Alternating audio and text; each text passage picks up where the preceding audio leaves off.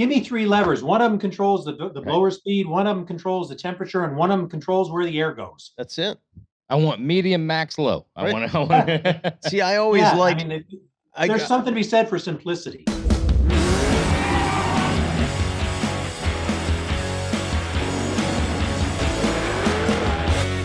Welcome to Oil and Whiskey, an Ironclad original. I am Josh Henning. I'm Phil Gerber. I'm Jeremy Gerber. Welcome to Oil and Whiskey, an Ironclad original, presented by Blade HQ. Speaking of Blade HQ, they just dropped on Instagram a couple of days ago their top 5 best-selling knives of 2022 so far. Number 2. I saw that. Number two. Number 2 is the Shootout. Yep. And number 1 was a I have a Civivi. shootout. I too have a shootout. I don't have a Shootout. Okay. So Josh is now the only one without one. Yeah. I took a lot of grief for not having one. And Josh is coming out of this. His profile picture on Unscathed. my phone is that knife, just what reminded me that he didn't have one every time he texted or Yeah, called. I know. I don't have I'll one. change that to yours. I didn't want to be a follower, but now I It's a just pretty sweet knife. I want one. So Okay. that was number 2. There was a really cool Civivi that I hadn't seen before that was number 1. To check that out. So check out their Instagram post from a few days ago and see the top 5 best-selling knives of 2022.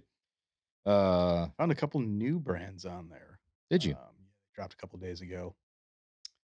To order a couple up, see what they are all about. Oh, you're gonna bring something a little special, huh? Maybe. A Should we surprise. talk about it or just wait? You're not going to talk about it and tell us anyway. You're just going to do it as a Yeah. surprise. I Are they was new? just Are thinking they new about it. brands? Brands that I'd never heard of before. What brands? One was Petrified Fish. Okay. It's just stuck in my Didn't mind. they used to call you that back in high school? They did not, no. I forget what it was. Something like that. And I forgot what the other one was, but yeah, they had some cool blades, cool cleaver style stuff. To get a couple of them, bring them in. Let us check them out. Do that. Let's do it. Or you could just go to bladehq.com/oil and whiskey and shop their selection of knives. Check out the new brand that Phil's talking about, new to us, Petrified Fish, and the one he can't remember. The But if definitely they've check got- that out. Definitely It's check on it there. If they're making cleavers, I'm going to get after that. Yeah. I've been talking a lot about the cleaver, and I'm still yet to outfit myself with said cleaver. I got to get after it. I've got a few. I like them. I got that little is it Kaiser? Is that the? Yep. Yeah, but it's I don't know if I'd call it quite a cleaver. It's just a little guy. It's still Nice. It's cleaver good, yeah. style blade. It's a great blade. You know what else they had on there? I was doing some digging. They have a bags and packs section. Oh, So And it's right up Josh's alley. Well, it's not because I looked for tactical fanny packs and they had none. Hmm. So what does just- that mean? Save your time, I guess. Oh, there's companies that have them. Yeah, Lululemon, Nope. Athleta. No, I'm going to show you about you know what the off-body carry. interestingly enough, we had a conversation about this last night at dinner, and my mother-in-law was discussing the new trend of men wearing fanny packs, but they side saddle it and throw it. You like crossbody it, but Mhm. it's still a fanny pack. Right. But yeah, it's like you said, it's like a Lululemon or an Athleta or something like that. That's not what I'm going for. Absolutely is. It's like the He's getting overalls. so angry. It's like the overalls, from back in like the 90s. You take one strap off, because overalls generally the back they weren't cool, but you take the strap off and like all of a sudden it's cool. It's kind of same thing. You're not going to come in with a fanny pack all choked up on your waist. You're going to toss it over the your carry, shoulder. I get what you're saying. Yeah, you're going I to get toss it over your shoulder. Yeah, but that's still fine. I'm talking right. the brands that you're talking about. I'm not. This isn't going to be a I could see Pit Viper maybe. no. Some neon. No. Well, Anyway, we'll see. we will. It'll gonna be a it'll surprise. show up one Yeah. of these days. Somebody changed the topic real quick. I Oh, wasn't even thinking the when you get to tie-in, neon. but Oh yeah, that was a dodge. Let's just And keep let's not moving. even We talk got a about lot, me. guys. We have a lot to cover tonight. Yeah, we with a do. special guest Yeah, we do. on tonight, and yeah. So Today's guest is Rick Love, president of Vintage Era. We're also going to introduce a new segment called Taking Shots. This also could be the very end of the podcast ever, based on how this segment See goes. how well Rick takes it. you think the first one will put the? No, because I don't the think we're fork going in to it? go super hard on the first one. You want to I tell think everyone a little bit about this? I think it'll take a couple of episodes for you to get comfortable, and then you'll probably go too far. 100%. Yeah, it's I don't know if it'll take a couple episodes to get there. Probably going to happen tonight, boys. You think so? Well, we wanted to try something new. We'll talk about it before we start Okay. it, but briefly, it's taking shots with Stillhouse. We're going to do a friendly roast, ask a few questions, regardless of what their answers are. We'll give our own answers. And then they get to do the same thing. The guest does as well and ask us some of those same questions. So I think it'd be fun. Maybe it won't. Maybe it'll suck. So we're going to introduce a new segment called Taking Shots. Plus, we've got another in the glove box. But first, you know what time it is? It's time for On the Gas.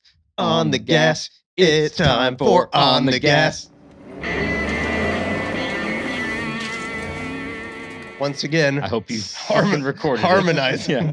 Dude, did you see? I was like connected with you. Oh yeah. Because I was going to go a different. Yeah. No. And I, was, I think it was I right. just Yep. grabbed it. I got nothing. You must. I would be speechless too. Yeah. I'm sure Just most of the that- listeners are. Just as gentle, like a subtle clap would Yeah. do. I'm Who do we got on I'm the super sorry. Who do I'm we super, have super on the sorry. gas today, Josh? What do we got? We got somebody that's been around for quite a while. But they've been on the gas. Yeah, on the gas for quite some time. Absolutely. Who's that? Old Roger Lee at Ironworks. Roger is a dude. He's been in the game a long time. Been pretty much kicking ass for years and years. Jump on his Instagram at Ironworks Speed and Custom. He's looks like he just rolled out. This is a 34 Chevy. Yes. I believe so. Yeah. Yeah, that's a wild car, man. He's doing some over the top stuff. He's got it on the road in bare metal, putting some shakedown miles on it. It looks like, but I saw that at Grand National last year. It was Yeah. Ton of machine insane. stuff. A lot of cool 3D printed parts. Just kind of a wild blend of traditional using modern design and Yeah. equipment. just kind of like a next level type of dude, taking out everything he's doing, just above and beyond. And the work speaks for itself. But it's innovative stuff. Everything he does too, Super that cool. when it comes out. I mean, fit and finish, quality, all that. I mean, he did that Merc what Yeah, 2 or 3 years yeah. ago. That thing was Thing. just Merc was cool. cool. Yeah. Nailed the look, the stance, the proportions. Those are hard to do. Yep. Right. They're not hard to do right. Yeah. Yes, sorry. Lots of people do them. Yeah, Roger's a good dude. I think we should have Roger on here at some point. What do you guys think? I think we should. He's way out there in Bakersfield, California, so I don't know if we'll be able to drag him out here. But One of your favorite country music singers from Bakersfield. Dwight Yoakam. Sure is. I bet you Roger and Dwight wear different jeans. Dwight wore Yeah. Dwight Yeah. wore Yeah, some, Dwight wore some tight some ones. tight jeans. But Roger, You know who's not from Bakersfield? Because Bakersfield, it doesn't border Florida or Georgia, does it? There's no, No, and there's no line right in the middle of it Okay. either. so just Dwight Yoakam. no, they couldn't hang in Bakersfield anyway. Yeah, There are Grateful, bar in tough guys Bakersfield? down there. in Grateful Dead Bakersfield. mentions it song too. Oh, it's good song. But if you're listening, Roger from Bakersfield, Ironworks Speed and Custom, we'd like to have you on. So we might be reaching out and trying to get that scheduled here before the end of the year. But somebody that's on the gas, check them out on Instagram at Ironworks Speed and Custom. Rick Love is the president of Vintage Air, the leading manufacturer of complete performance air conditioning systems for classics, trucks, hot rods, and street rods. You can check out their industry-leading products for street rod and performance air conditioning by visiting vintageair.com or follow them on Instagram at Vintage Air. Rick Love, welcome to Oil and Whiskey. Man, I'm excited to be here very much. Thanks for the opportunity to visit with you guys. If you're excited to be here, you haven't listened to a single episode. No, I have. And you know I have, because I sent you some pictures Yeah, you that did. would help You your did. case on. And he sent some behind the scenes of Kyle Tucker's wild HHR Oh, ride. I heard about Yeah. that. Yeah. Yeah, I forgot you were in the car for that too, huh? I was in the car for that. And Kyle's recollection is a little different from mine on that, actually. The level of beverages may have skewed that a little bit. That is true. That is true. That and old age. That was a Yeah. long time ago. He looked like a young boy in that picture that he sent me. Oh, Kyle. It was 2009 when I looked at it. It was 2009. That was a long time ago. Wow. Doesn't seem like anything 2000 shouldn't be that long ago, No, but it is. You think you got to be like 19 something, but 20s, I mean, 2000 Yeah. is still. We're getting old, man. Yeah. Oh, Well, give us a little bit about the background, kind of your story, how you got started, and that's where we kind of take all of them is from the beginning and how you found yourself where you are, now.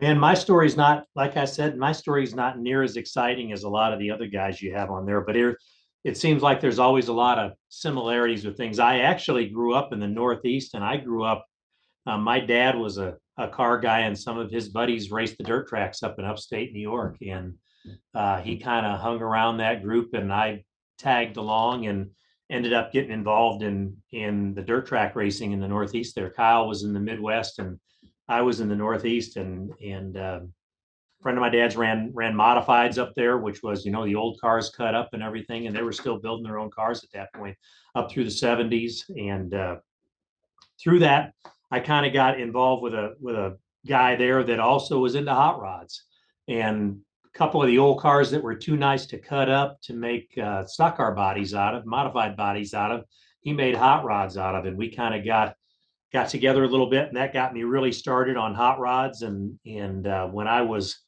a senior in high school, started messing around with an old 40 Chevy Coupe that I had, and that ended up being my daily drive. Before that, I had a GTO that we kind of did some work on. I had a 74 GTO, and we had kind of put an earlier Pontiac motor. The guys I went to high school with and some of the stock car guys I ran around with, we put a little stronger, earlier GTO 400 motor in it and did some drag racing with it and everything. And then kind of the hot rod bug bit, and I got that 40 Chevy going, and that was my daily driver basically through college. I had a 40 Chevy Coupe up there.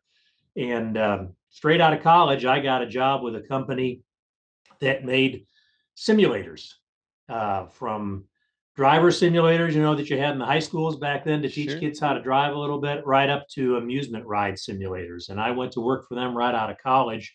And that's what got me to San Antonio. I was looking to get away from the Northeast and the cold weather and the snow and all of that good stuff. And that got me transferred to San Antonio, Texas. And I've been here ever since with there. And again, being into hot rods, I had the 40 Chevy at that point still, and reading all the magazines and everything, I'd seen vintage air, and my car didn't have air. So when I got down here, my car didn't have air, and got running around with some hot rod guys here, and it was pretty warm in that car without air conditioning. And so I went by vintage air one day, and I had bought a little underdash unit at a swap meet, and I went by and met Jack for the first time. I'd seen him in magazines and everything. Went by Vintage Air and got talking to Jack a little bit. And I guess he saw this young kid without a lot of money and everything. And he looked at that air conditioning unit I bought, and he kind of shook his head and went in the back of his place there and came out with a unit that had been returned. It was a brand new unit that was kind of scratch and dent type of thing, and said, I think you'd be a whole lot better off with this. And basically gave it to me. And that was kind of one of my first AC installations that I did in my own car. And with that job I had with the simulators, I ended up starting to do a lot of international work. I did a lot of work overseas, doing sales and installation, and I'd be gone over Japan or Korea or a lot of places in Asia 2-3 weeks at a time. And when I come back, I would have a week off or 2 weeks off. So my degree was in electronics, and I'd done a lot of wiring and everything in the race cars and all of that. So I kind of opened up a business at my house to make some money on the side. I started wiring cars and doing AC installations, and got to be a dealer with Vintage Air. I'd take the parts from Jack and do the installations, and he referred some people to me, and did that in my spare time. And then as the years went on, had some guys I ran around with down here quite a bit, and we went to a lot of events nationwide. I mean, went to a lot of the NSRA events and all that. Good Guys wasn't doing much back then in the 80s, but we went to a lot of the NSRA events and local events and around the state. So I was on the road quite a bit, and kind of started representing Vintage Air a little bit on the road. And then as the 90s got here, I started doing a little more of that.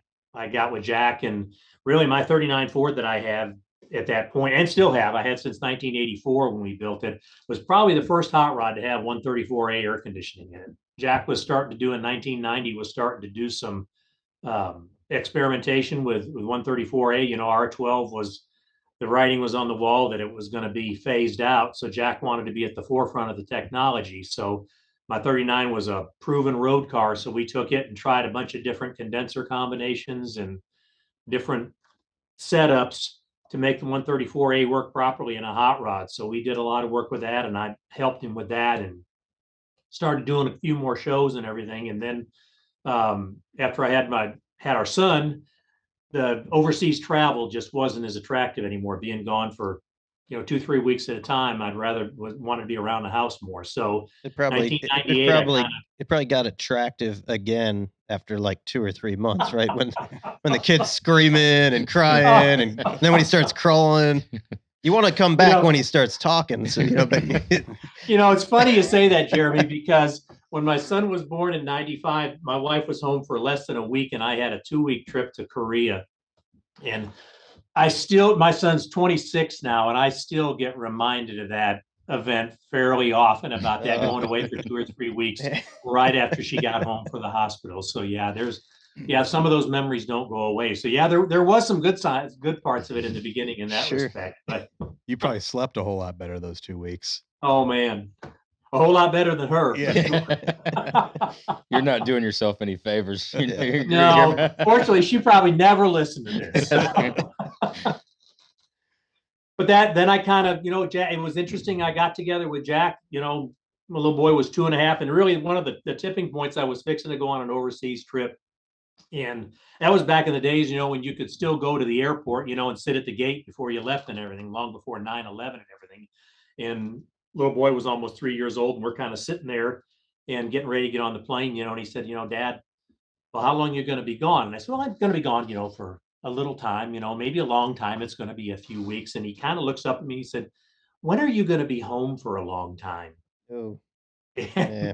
That was kind of, now you get on a plane for a 12, 14-hour plane flight and stuff. And interestingly, when I got back from that trip, Jack had left a message with my wife that he said, hey, and we got together for breakfast and wanted to know if there was any way he could put something together to get me at Vintage Air full time. And that was towards the end of 1998, and kind of been here ever since. It almost sounds like a country song, when you those kids can say, they can word it in such a kid way. Yeah. That cuts. Yeah. Straight to the bone. It's so simple. They're not obviously the greatest orators at that, and at 3 years old, but they can say it in such a simple terms with that look on their face. It's like, yep. Is Daddy going to work again today? Yeah. Yeah. Yeah. So, I mean, like I said, a whole lot less exciting from Tucker. I didn't roll a midget over or something and have the owner tell me, hey, man, you got to be looking at another career path here, So you start out at Vintage Air. You've obviously got an electrical background. You've been doing some wire. You're super familiar with the product, obviously, because you've been, a dealer and installing it. So you're able to just hit the ground running. What do you do? What's your first job? What are you doing there at Vintage Air? They brought me in as sales manager and part of the R&D staff. So it was a much smaller company then. You're about 36 people when I started in a small building and all of that. So another guy that still works here named Ryan Zwicker, and I think several have met Ryan. He's now our VP of operations, but we're in the midst of that time of developing the first electronic system, the Gen 2 series systems, electronically controlled systems. So Ryan was an electronics guy, and I had some of the electronics background. So that kind of helped us integrate the new system into what we were doing. Before that point, all the aftermarket systems were either cable operated or they were run with vacuum motors.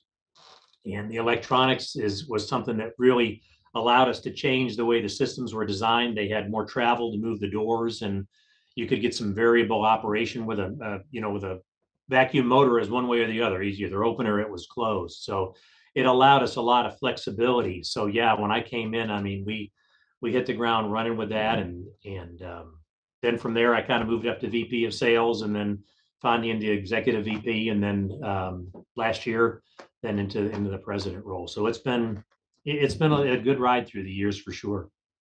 That's awesome. I mean, being in the tech and the sales, especially as long as you have been, we've talked about this before. It shows, I cannot even begin to imagine the tech because obviously in in air conditioning, and you can speak to this, there is some hard, fast truth. It's either, pressure Yep. is correct or it's not Yep. correct. This is right. Yep.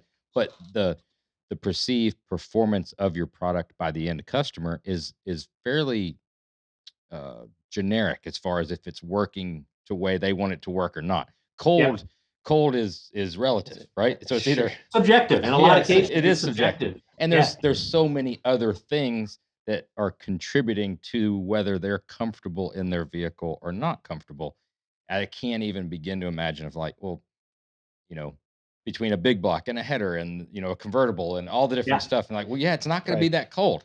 But That's I a was worried tough about one. just getting it to physically work at the beginning, dealing with well, the yeah, vents I can't involved even and- imagine that. Well, back in the beginning, like in the early 2000s, you didn't have to get it to work, and we never did.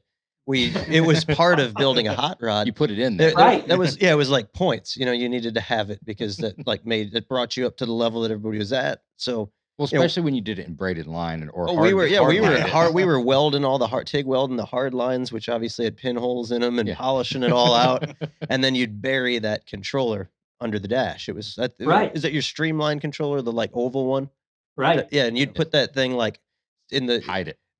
your arm had to hinge backwards and to the side in order to get it in a car that's already awkward to drive. So yeah, it was like a $3,000-$4,000 fan, basically. But then if you did, say that we you would put say in. you finally, after the show thing, and it's like, hey, we got to get all these little small systems working and stuff. You got it working. Just get it to blow on you.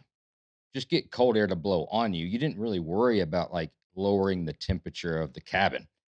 Just have air yeah. blow on you, and Well, then you'll be fine. You also wanted to hide the AC vents. oh as yeah, well, because they so- got to Right. be up under Right. the. So the industry, fortunately, I wonder if you guys have seen a change in that the industry's changed and that people seem to embrace like the functional parts and no longer hide that stuff. I think it's common knowledge at this point, and it's acceptable to put the vents where the vents belong. Utilize all the outputs. If there's 4 outputs, make sure you get 4 vents in it. Put the AC controller right where you can reach it.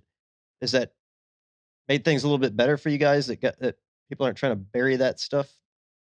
Oh yeah, for sure. And that's throughout the industry. Y'all have seen that too. Y'all, when you started out in the hot rod part of this, doing the earlier cars more, initially, how many times did you see a guy to get his car as low as he wanted it? You ended up with an inch of travel or something like that. They'd be heating springs or cutting springs. Sure. And because I've done it, when I was younger, I did it, and at that time, all you were concerned with is car looking cool. And with it being low, it looked cool.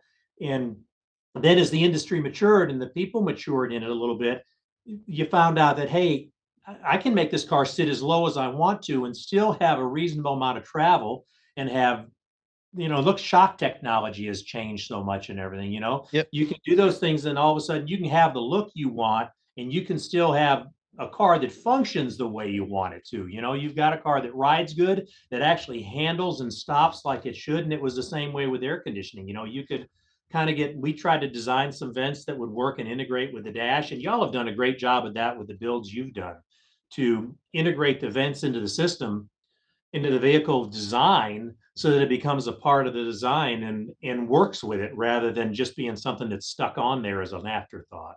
Oh yeah. Well, I was going to touch on that a little bit on where you're going with that. It's to Rick's, to your point. It was like that then, but however, I think that it made us have to. The expectations of our product and our part of it went up because people started wanting to utilize it. Back then, because like you said, you were hammering it, it was accepted that it was just going to ride like shit, or it Yeah. wasn't going to stop, or wasn't. When you started having those expectations go up, the product had to continue to get better, and you had to build cars better.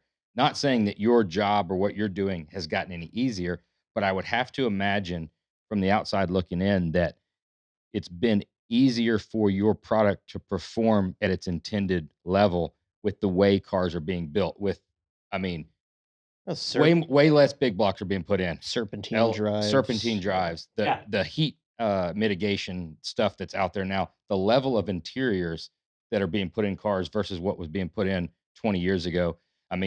Everything about them has made your product work better, like it's more intended to. They're trying to get wind noise out, so they're sealing the car up. Well, Right. but the byproduct Right. of that is now the air conditioner works better. And again, there are a lot of similarities to what y'all do with suspension. I think overall our customers have become, the internet's been a big driver of it. Before this, if you were trying to learn something, you had to go to a magazine or something like that, or a book or something, back in the 80s and 90s. With the advent of information availability on the internet, you can learn how a suspension works. I mean, you can learn how an AC system actually works, that it's not a box that just blows cold air. It's a box that takes the air in an enclosed environment, you run it across the coil and you remove the heat and humidity from that air and then blow that air on you that has an absence of heat. And it kind of sounds odd to say that, but what it comes down to, and to your point, Josh, that if you're not sealing and insulating the car, no air conditioning system is going to do a good job of cooling it. I always tell people all the time, you run around with the windows down, no air conditioner is going to cool the car. Well, if you're not sealing it, if you don't have good door seals, and if you don't have good insulation, and you don't seal the air coming in from the engine compartment or up from the floor, no air conditioning system is going to do a good job of cooling off the interior of the car. If the trans tunnel's 197 degrees and you can't touch the Right. shifter, like Yeah. air conditioning can be blowing hard, but it's still Yeah, gonna be hot. you're fighting yourself there, Yeah, of exactly. course. Yeah. But it's, I mean, and to talk about that a little bit further, like we were talking about, the customers' expectations continue to grow. Yeah. I can see the difficulties on your end. Me and you, we've all had this discussion with you, talking about, you've explained to us, like, pull the dash out of a new Tahoe. Right. Look at the size of the HVAC system that's in that, because our expectations and our customers' expectations keep going up as modern Yep. cars keep getting better and better and better. And the climate control is basically something that's an afterthought now, because you put it at the 71 degrees and it just keeps it at 71 degrees all the time. We bitch and complain about some of the dualies and stuff because the fan motor will never shut off. It's like you can't ever cut the AC off, That's the only thing you ever complain about, but it's always the temperature generally that you want it to be. Now, fast forward into doing this in a Chevelle or something like that, and Right. the size constraints that you're dealt with, that's super difficult on your end to try and tell the customer,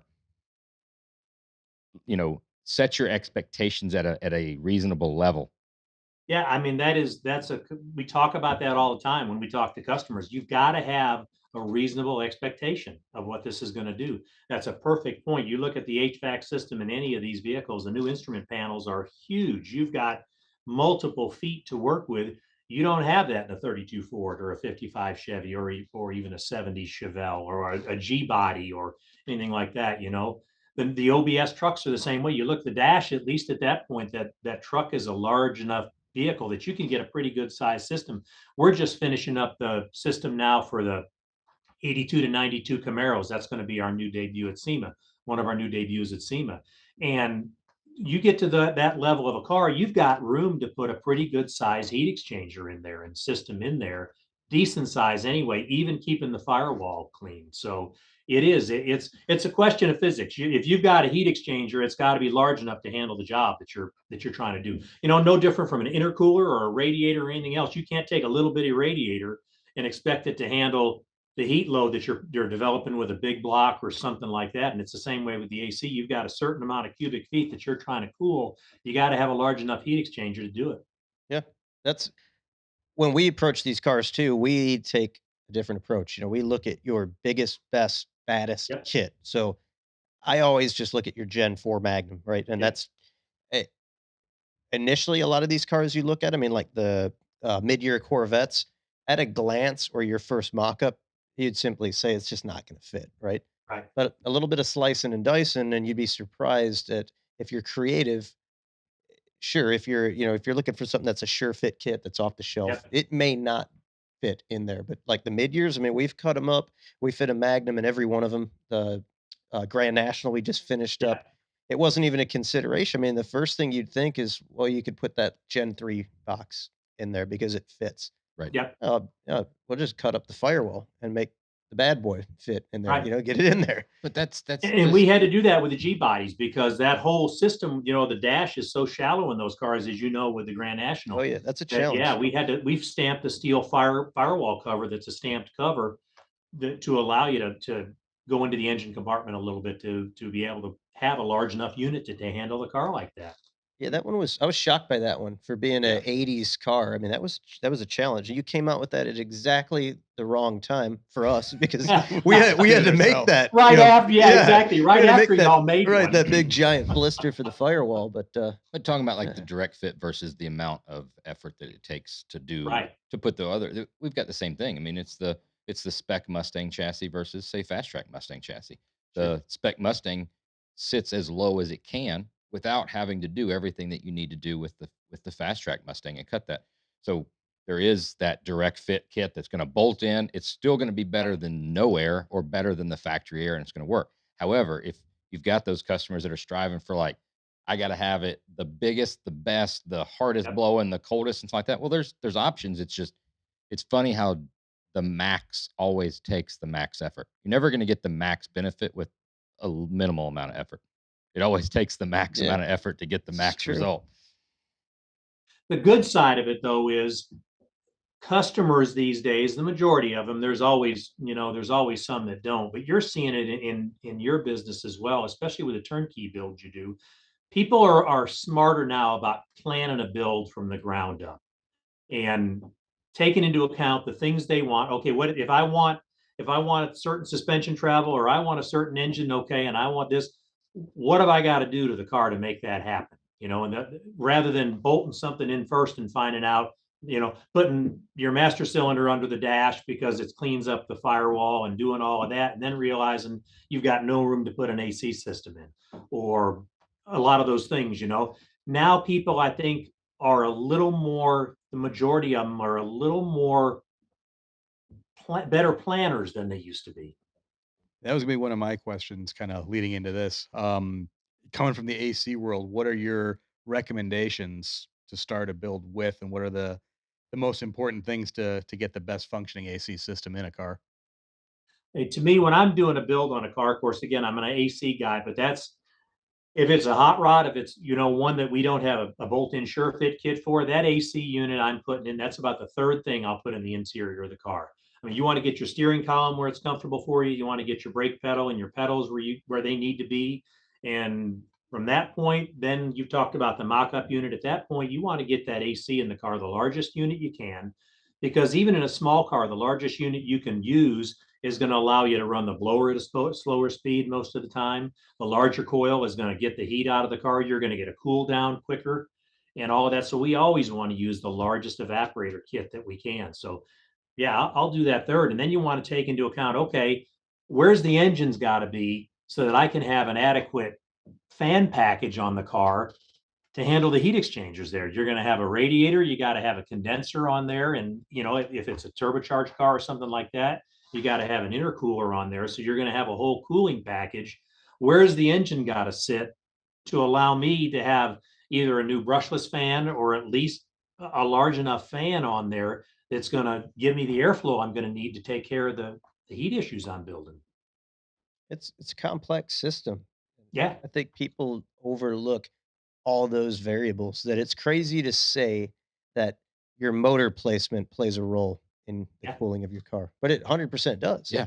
And the fan is huge. And these are all things that we learned over the years as well. Like I feel like it's so easy to say like, oh, this doesn't work. This sucks. It's not cold, right?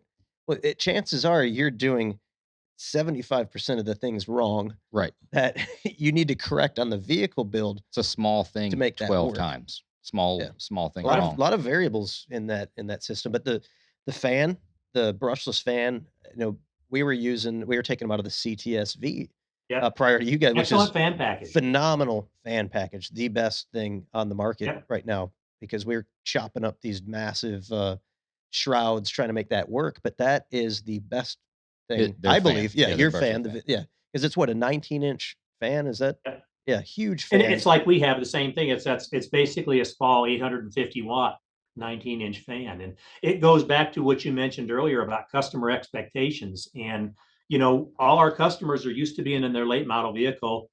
And if they get caught at 2 or 3 red lights in a row and it's 100 degrees outside, they're not watching their temperature gauge. They're not even thinking about watching their temperature gauge. They're just expecting that fan package to keep that vehicle cool. And they want their hot rod to function the same way. And it's a legitimate, it's a legitimate thing. we should be able to do that. Well, talking about that,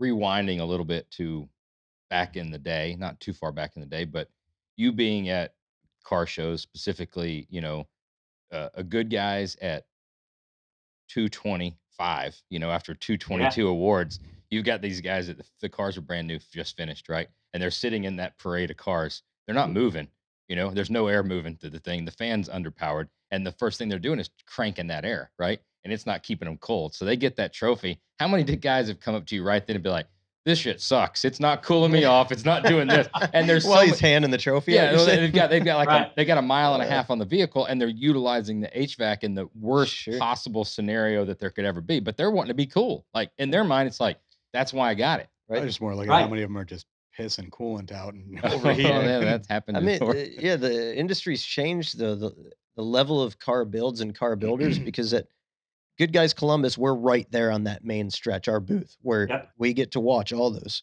cars come through. There's very little And- catastrophic. Oh, I mean, failures. you'd be shocked nowadays how many cars have all the windows up and are just idling Sitting and there. slow rolling it. And people are building better cars now. And obviously, the cooling, the everything vintage air is- systems every- are working. Yeah, everything better is and- just yeah. stepped up. I mean, what's the worst thing that you've seen install wise, with a customer that's Oh. just, I mean, I'm sure you've got hundreds and hundreds, but, and this, it's not just to, make fun of one person or something like that, but as a learning experience, kind of where Phil was going with was like, what's the number one? Absolutely. This not is do something this. you do Don't not do. do. And I see it happen so many times, and I want to get the word out to stop doing this. The most common thing our tech guys deal with on the phone every day is charging issues, charging the system. And that's the most frustrating thing for us because you can sell the best systems, the best parts, you can give the best instructions. And in the end, it comes down to the guy doing the installation. If he doesn't install it properly, it's not going to work right. Well, what's hard about it? You just keep putting those cans in it until it Right, doesn't right. take Full. anymore. Right. Until it's You know, full. the worst thing that ever happened was that AC Pro that all the guys have at autos. You walk into an AutoZone or O'Reilly. The first little thing you see in the clamshell that summertime turns is the over. can of AC Pro there, right? Uh-huh. We have. I had one. You talk about a story years ago. I had a guy with a Mustang kit, Sure-Fit kit. He was in Phoenix, and put it in, and we went back and forth on it. And this was a long time ago. We went back and forth, and everything he was telling me was that he had a restriction in the system. It wouldn't take refrigerant. He went through the whole thing, said it wouldn't take refrigerant. We went back and forth, back and forth. I had him check everything I could, and that was even before the time you could send cell phone pictures and everything, And finally, I got so frustrated with it, I got a plane ticket, and I told him, I said, I'm going to come out and I'm going to look at this. I'm going to tell you something. If it's you, you're paying. Me, I'm paying. But we got to figure this out. I mean, he was getting pretty upset about the whole deal. And I got out there. He got home from work one day, and I was sitting there in his driveway, and we ended up pulling the unit out of the car. And he had not used a backup wrench when he put the lines on.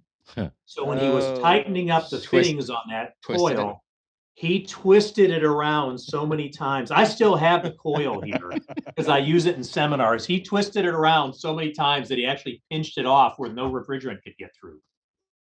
Yeah, I've never come across that one, but I can see how somebody could do that. Oh yeah. It'd be, Yeah, you use a large wrench on it, and Right. he just kept using that large wrench without a backup wrench on it between the two fittings, and he twisted that copper line. That copper line twisted enough where it actually closed itself off. And That's a new one. that is. yeah, that was the only time I'd ever seen that. But I had another guy years ago that called me up, and he was all upset. System wasn't very cold. He expected a whole lot better operation out of this. The blower works pretty well. It blows air pretty well, but it just doesn't cool. And I kind of let him go on for a while. And he'd already been through a salesman at this point when he had gotten to me. I was sales manager then. And we were talking about it. And the first thing I asked him about it was his charge. I said, well, did you charge this yourself at home, or did you take this to professional? And he said, well, I hadn't charged it yet. You haven't charged it yet. No, I hadn't charged it yet, but it's not very cold. They come with cold air in them, right? And I said, well, Ooh. you might want to get the system serviced. And at that point, you might be a little bit happier with it at that point. You'll get a lot better cold air out of it when it's got some refrigerant in it, working the way it's supposed to. That's a good one. It is.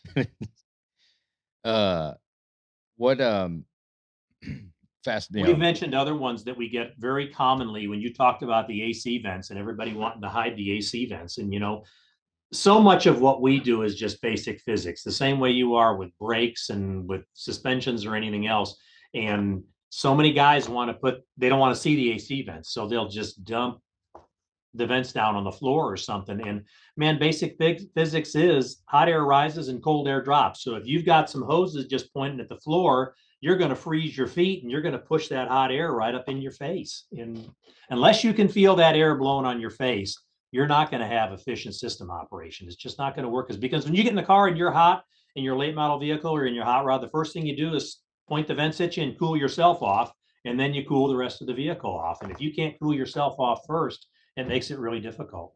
That's what drives me nuts about the German cars. My wife, her last few SUVs have been German cars, and they do not direct the AC like on you, right? So you get in a truck, I get in a Chevy truck, and just like Rick said, the very first thing you've done, if you're hot, man, you put every one of those vents right on you, right? And you crank it up. Those cars, you get in and you're like pressing the button, you're like, what is going on? You got to sit there and wait for it to like cool the climate. And my truck won't do that either. Now, even the American guys are going that way. It's you can't get any force of air on you. It's just running through. That's crap. That's what that is. Despite the huge arrow that's on them, how many heater control valves put in backwards? Boy, that's a common thing too. Heater control valve. We've had some people not even put the heater control valve in because they didn't like the looks of it or anything. And condensers put in upside down. That thing is super ugly. Right. That's why you hide it. Right there in the inner fender. Yeah, you can't stand that. Well, we've had condensers upside down is a common thing too, and dryers in backwards, receiver dryers in backwards.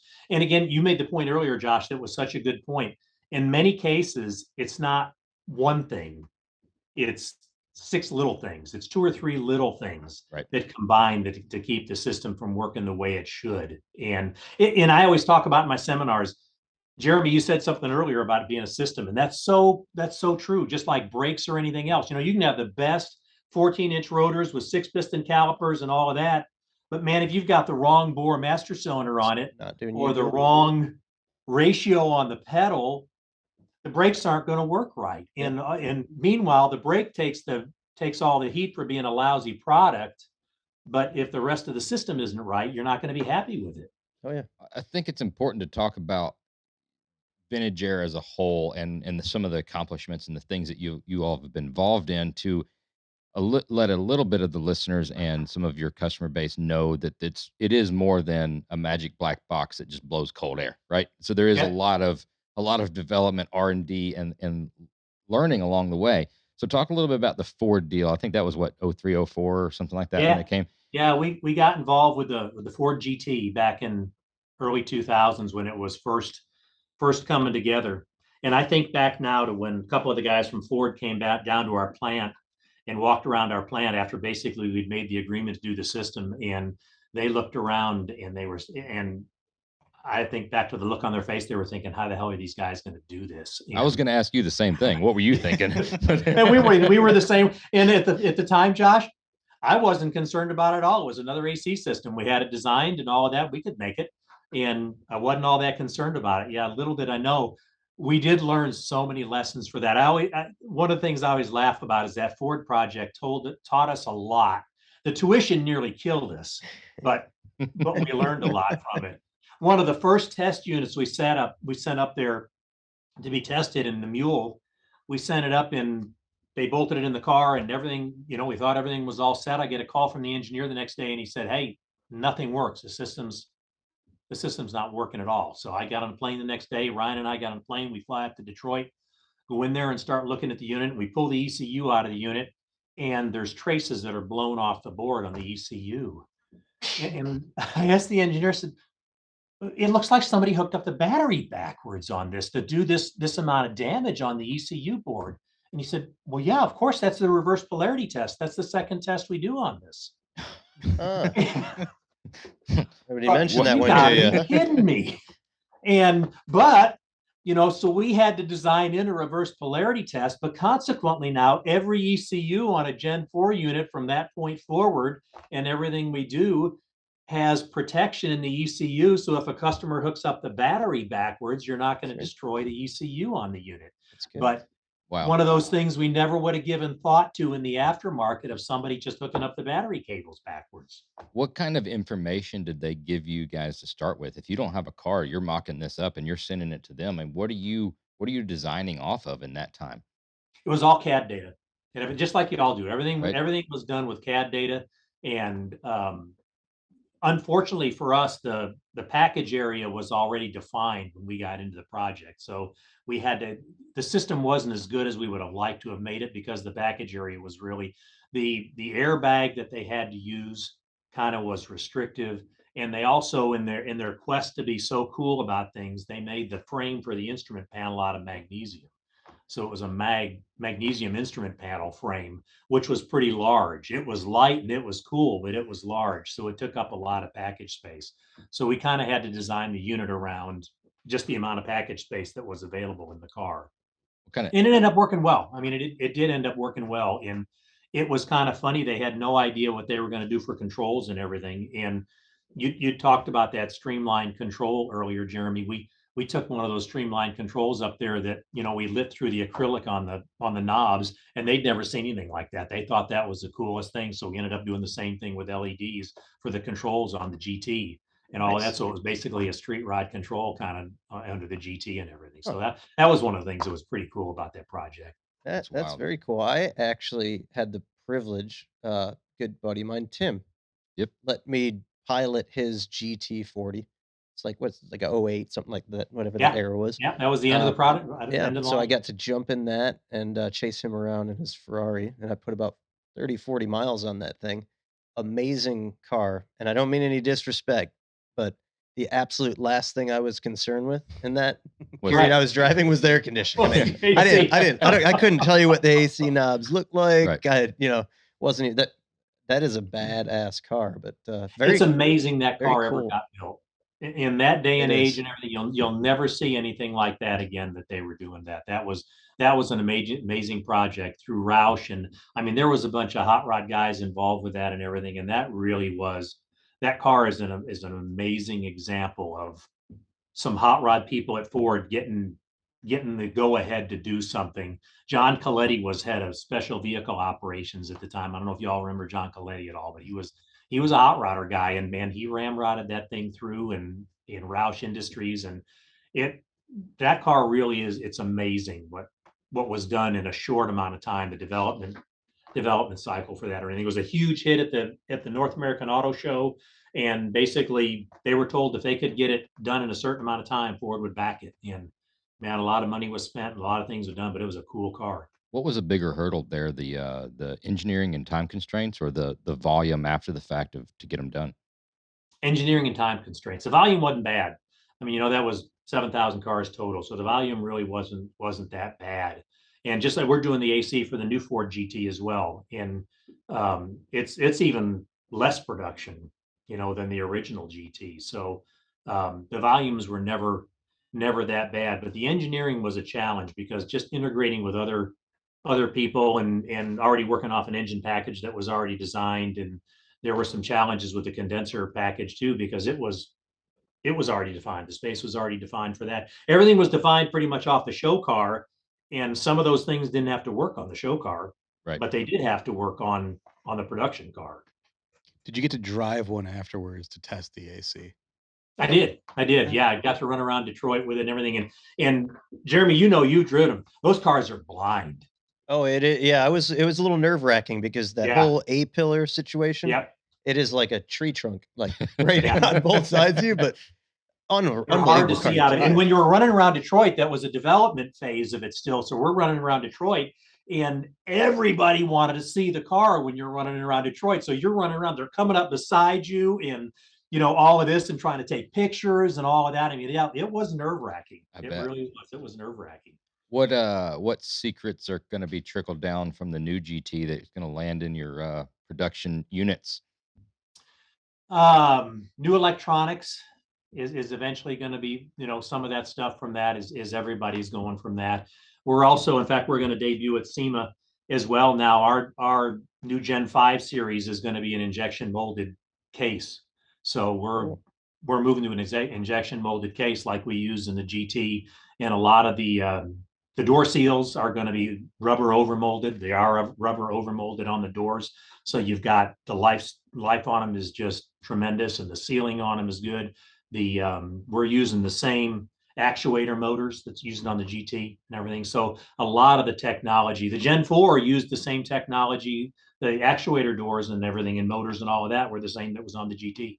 And again, it was a short development cycle, so we could put them right into there. But any of these OEM projects, you learn from them, and it gives you the opportunity and also access. It gave us access to some suppliers that, as a small aftermarket company, we didn't have before that. But when Ford was involved, when we were doing the GT project, it gave us some access to some people that we didn't have before that. What I know there's going to be listeners out there that are smarter than we are. They're going to understand this, but from your perspective, explain a little bit to a guy that's pretty stupid, i.e., me.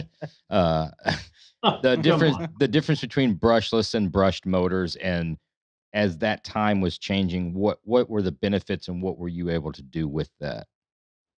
Man, y'all are brushless fan believers like we are. And the simplest way I can explain what's so great about a brushless fan to people is that a standard brushed electric fan reacts to engine temperature. You have a set point turn on for it, whether it be 200 degrees, whether it be 190 degrees, whatever it is, and then you have a turn off point, usually 15 degrees less than that.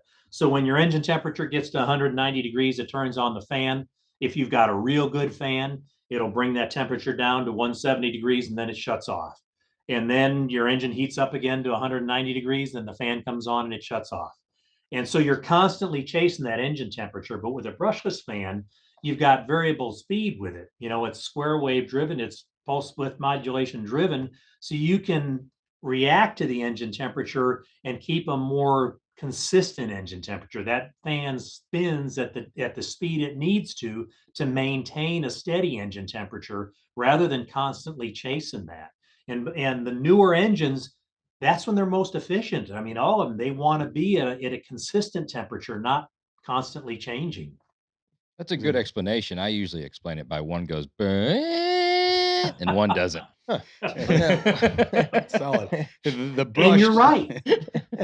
the brushed is just a on-off switch. Basically, it's all Yep. or nothing. So Yep. kind of what we always say to customers: you going around to car shows and you just hear that fan just kick on, and it's just wide open and screaming, and then it shuts off, and then 2 minutes later it kicks on and it's wide open. Yep. Where the brushed fans, it's a slow ramp up, and they can run Yep. it You a got a third soft start speed, with it. three-quarter Right. speed. And it's easier on your charging system as well. Any of those brushed fans, their startup current, as you know, can be 3 times what the run current is. So if you've yeah. got a really good fan that runs at 25 amps, I mean, you're going to get a 70 amp hit on that Yep. fan Yeah, when you it's don't get that starting to amperage spin spike. initially. And man, that's a big hit on your charging system, on your alternator and all of that, all at one time. And yeah, you don't get that with a brushless fan. You get that soft start, and it ramps up to what it has to, and then ramps back down. And It's the yeah, same I thing mean, we're that's a seeing all huge on the fuel advantage. system. The same thing on the fuel system stuff. I mean, the pulse width modulated fuel pumps and the Yep. stuff we're using on the OEM side of things has just changed. Where did you know this being an electrical geek? Where did the brushless stuff and the pulse width modulated? When did I'm sure it came from the OE side of things, but when did that really start becoming commonplace? About 10 years ago, it started becoming more commonplace. And, yeah, you said the CTSV, you use the CTSV fans and Yeah. everything. And 2008, 9, 10, right in that time, the OEMs started getting into those brushless fans. And a lot of it was NVH too. It was noise, harmonics, and Sure. vibration. By doing that, they kept their NVH numbers down, I know the which is CTSVs, I think they reached out. It was an engineering issue for them because they had such a small opening. yes, And with that LSA, I mean that they had to go to something that would Move move some air. moves more air than yep, what anything else would do. And at that point in time, when that was by far leaps and bounds the most powerful fan Oh, yeah. around. yep, If Like you've got a good battery in your car, if like you run out of gas or something, It could you pull you. cycle that fan on, throw it About a- neutral. about a That mile fan and a will. half, I yeah. think it's like Pull a you- granny pull gear. you It down the will road. pull you. Yeah, How- the Corvettes were the same way. They had a real small grill opening, and they were one of the first ones that had a brushless fan too. And that was a 500-watt, 16-inch fan on those C5s and C Corvettes. I mean, that's not a huge fan. Just shows the efficiency of it. So what is the spark for getting into all the different areas that Vintage Air has? I mean, it's notoriously known for the air conditioning side, but then you do serpentine belt systems, you do the fans. It's all related, but not at the same time. Just like y'all with, you started out doing portions of chassis. You started out doing this and then the best way to get your system to work at its most efficient level is for you to control all portions of that. Yep. If you can control all the variables, you've got a better chance of making your system work optimally. And that's why we went into that. If there are so many times with when we started developing the front runner system, there were so many times you would sell a compressor to someone, you had no idea what size pulleys they had on there. They were mixed and matched out of a junkyard or something else. So now you had no idea what their pulley ratios were. So in a lot of cases, you either weren't spinning the compressor at the speed it needed to be, or by the same token, you may not be spinning the alternator at the speed it needed to be spun to keep that. And if you don't have, again, as y'all well know with your builds, if you don't have enough power going out, you can't run that electric fan. You can't run that AC system like it needs to be. You won't get the blower speed out of it and all of that. So the more components of the system that you have control over, the better it is to get optimal performance out of the system. So who are some of those accessory drive manufacturers that just couldn't get it right that you see out there that are just really doing a bad job? Every episode I get an opportunity. Well, the one's no longer. I mean, you rewind and look at Street and Performance. Oh, for example. I think we bring him up. Yeah. Mark, we bring him up every at the time. Mark episode. is a great God dude, rest right? his soul. Yeah. Nobody worked harder than Mark Campbell. Oh Let me yeah, tell you. God hardest rest his working soul. guy in the industry. But and at the time, it was the only thing you had. But pulley ratio, that wasn't even a No. Belt wrap? Yeah, Belt yeah. wrap? No. Did it Didn't- look Belt like the one wrap, on page right, 27? exactly. If it was on there and it was chrome, like, and That the belt was- stayed The on, idler pulleys yeah. on a system, possibly. We're gonna hang something Yeah. over there. We're gonna hang something over there, down there, and down there. Connect it with some Heims. You are good to go. Is it kind of in line? Yeah, it's on the front of the motor. Oh yeah, I think one of them runs off the drive shaft. Right. That makes it tough for like the chassis guys, the AC guys, because when a customer's calling saying, "Oh, the AC doesn't work good and the steering doesn't work good," Well, especially when you got the Another- hood sides. You- You got yes. the hood sides off, and both of those things are. oh yeah, You got alternator and AC compressor just flapping in the wind. Who came up with the name Front Runner, and are they getting royalties daily? It's like the Kleenex of our industry, I feel like. it is. Believe it or not, that was me. And no, I'm not getting it. But I still get a paycheck every week.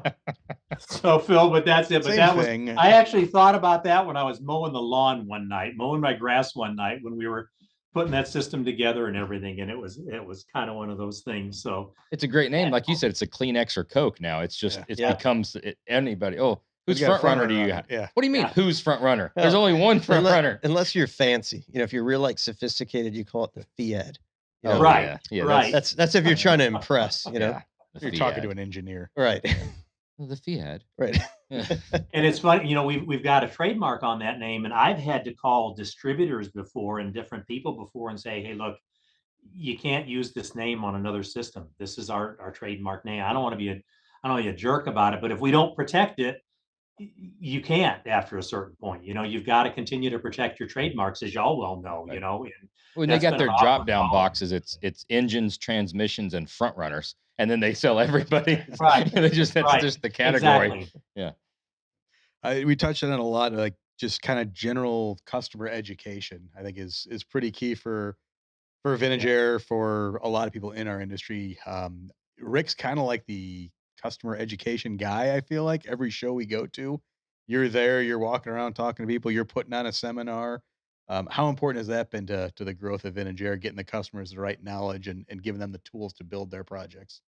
Man, I think that's huge. Again, y'all do shows with your displays are second to none that you set up with shows, and your displays are so educational with what you do. Not only do you point to the parts you use, you talk about why you use those parts. And think how, I mean, that's been so important, y'all. It has been for us as well. I mean, the more people we can get understanding how the systems work.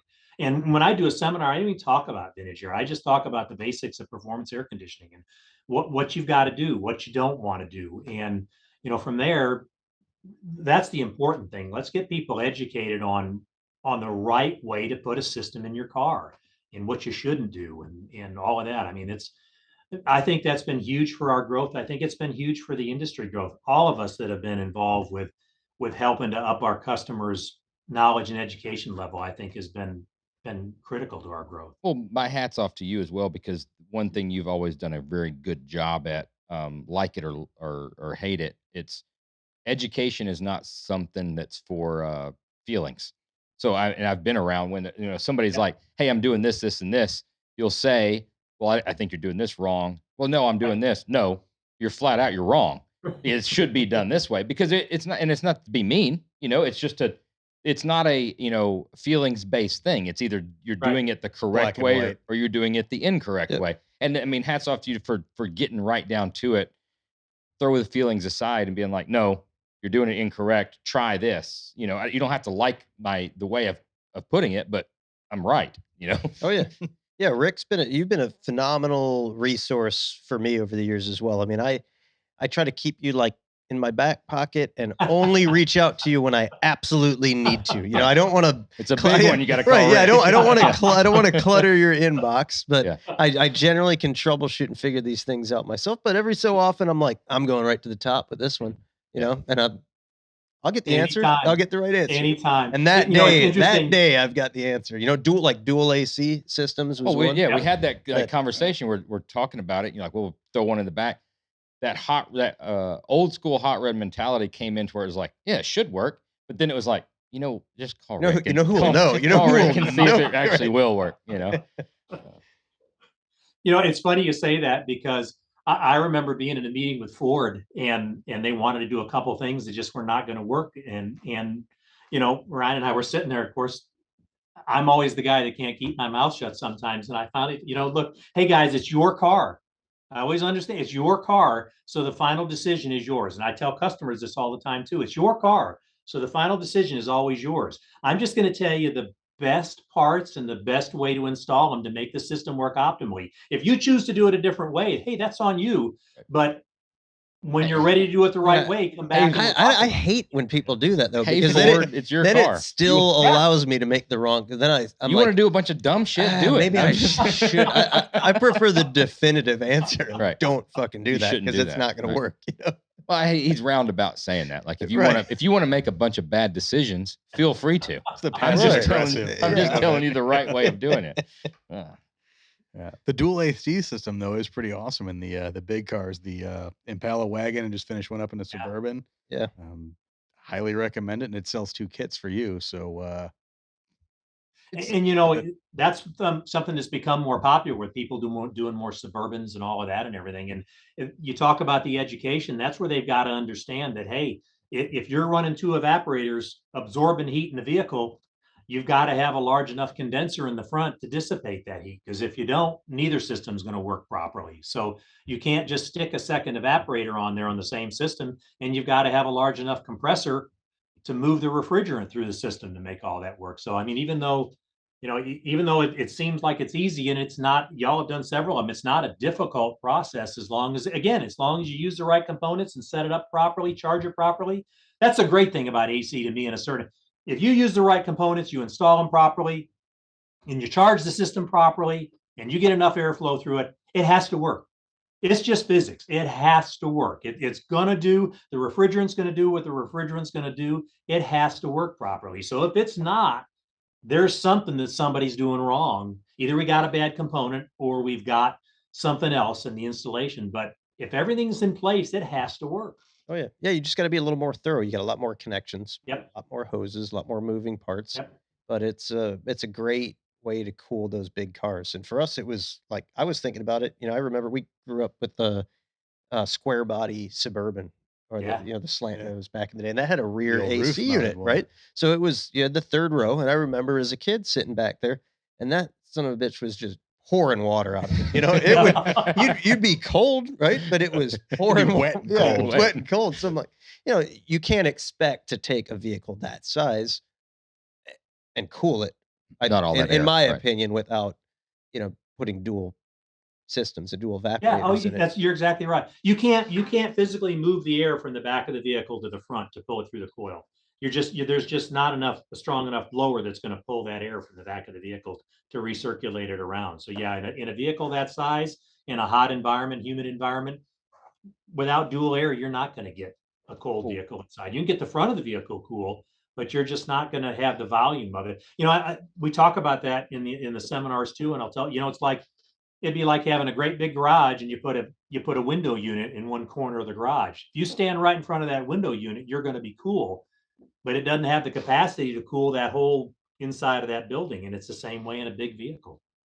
I've talked to Josh about putting it on his Goldwing trike that you're not going to cool the air around you when you're driving a trike and it's open. Right.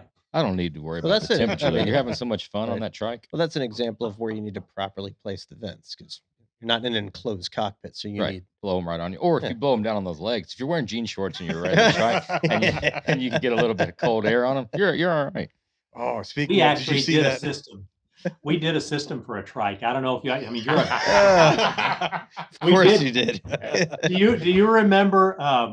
It was a company called Motor Trike out of Troop, Texas, and they built a trike called the Stallion, and it used a Ford Ranger 4-cylinder pickup engine, and it looked basically like the Bat Cycle. If you ever, I mean, big old front end. It had a steering wheel instead of handlebars, Huh. and Nothing could we go put a wrong. great Damn. big heat cooled unit in it and had vents blowing right on and the way the fairings were built on the bike on the trike, a lot of the air went over it when you were at speed. So I mean, you did get some cool air blowing on you. We just put a big old coil and a big old blower, and it just blew cold air. You You know, know, you might yeah. have been cold, but you know what you weren't?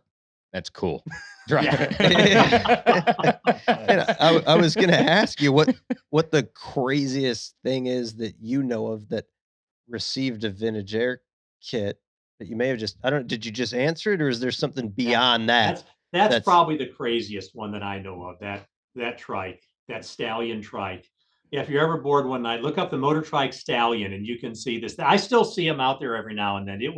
And this guy, and man, he'd sold a whole lot of trikes up to that, and then did this whole design right from the ground up. And I mean, he had a huge assembly line set up for it, spray booths and all of that, and they were going to be spitting these things out. And he got it done in 2008. What do you Ooh. think has been the greatest in recent years? What's been some of the greatest challenges or hurdles as technology has advanced? We've talked a lot about how technology has advanced, and that's helped the customer experience. That's helped your product. That's helped everything work. That's helped as customers' expectations go up. Technology advances. What's some technologies that advanced that has created new hurdles for you that have been, at first glance, like, oh shit, what are we going to do about this? There's, as like y'all are using when you do your cars that you build, they're complete. You're using more and more OEM systems in them. And the challenge for us going forward, and we're working on several of them, we're having a big problem with electronics availability now. And your advances are limited by what electronics you can get right now. Heck, the OEMs can't get enough electronics to keep their ECUs going. And so our challenge going forward is to be able to integrate more with the OEM systems. Brushless fan, being able to drive the brushless fan right through our ECU. That's something that's going to be in the future. Being able to do some of those things so that we integrate with the gauges, with the OEM gauges or things like that. So I think that's one of the biggest challenges that we're working on going forward is being able to integrate with more, so that the AC system is not quite as a separate system. You want to integrate with fuel injection so that when the AC comes on, you're kicking the idle up on the car like your late model vehicle does. So I think that's our biggest challenge is what we can do when you have so many different, when you do the GT, you know exactly what every other system in that car is going to be. I mean, designing something to work with all of that isn't as hard because you know what every other component of the car is going to be. But when it's going in a whole bunch of different cars and you've got to make allowances for that, that's when it gets more difficult. How are you handling now with so many modern crate motors, new crate motors coming out? Some guys aren't doing accessory drives for them, and also some of the accessory drives are just so tight that they work in some Yeah. chassis or stuff like that, and they're Yep. utilizing a stock AC compressor. How are you? Like an OEM Yeah, an compressor, you OEM say? Yeah. compressor. And again, that's one of the OEM systems we're working on integration with, because there are some compressors, a variable displacement compressor right now that's not compatible with our system the way it is, but we want to make it compatible in the future, because a variable displacement compressor, the way it works, it's a superior system in the way it works for flexibility. But again, you've got to have control over the entire system if you're doing that. I mean, there's a pressure controlled variable, there's an electronically controlled variable compressor, so you've got different parts. And if somebody's only going to buy one piece from us and try to use something else, you've got to be able to match up to that. So that is a challenge. As long as you've got a fixed displacement compressor, OEM compressor, it'll work with our Well, system. one of the greatest things about some of that new stuff is with the variable displacement compressors is the displacement's variable. It So that's varies yeah, Right. so across the that's one of displacement. that's the selling point is You it's know what's variable. what's funny is And as it's we also new. right, as we talk about all like the new stuff, the OEM compressors, the electronics, where everything's advancing. I will say that what is probably your original product, the underdash AC unit, that thing cranks. Yeah. Oh, All yeah. right. So Yeah, that'll freeze you out of a car. take all like the technology Oh, out, it's put it making a aside. huge comeback too. I mean, Yeah. like I mean, Oh, it if is. you We sell a have, lot of them, if you especially the get, Mark IV. When we found the original tooling for the Mark IV that was done in 1964, and we found the original metal tools, and we're stamping those original Mark IVs basically all over again. And there's really, and I tell people, there's nothing more efficient than an underdash air conditioner. You're pulling the air in through that fan, you're blowing it across the coil, and you're blowing it straight on you. yeah. There's no duct hoses to lose airflow or to warm up the air if it's warm under the dash. I mean, you're getting the coldest air right off that coil, right on you. well, There's nothing more it's efficient. placed perfectly for your 5-inch inseams too. Right. Right there. I mean, what I was going to ask earlier. Did you see there was a video going around for a while, maybe a couple months ago on Instagram? A guy 3D printed a bezel for his Jeep Wrangler, and then did the female version that would magnet to it, and that connected to a hose that then went up your leg of your shorts. That's Just like the fact that somebody thought about that in this time. that's I a didn't see step that. above air conditioned seats. I feel like. Yeah. Yeah. Oh yeah. I don't really care if my ass is cold. There's something else that needs to be cold.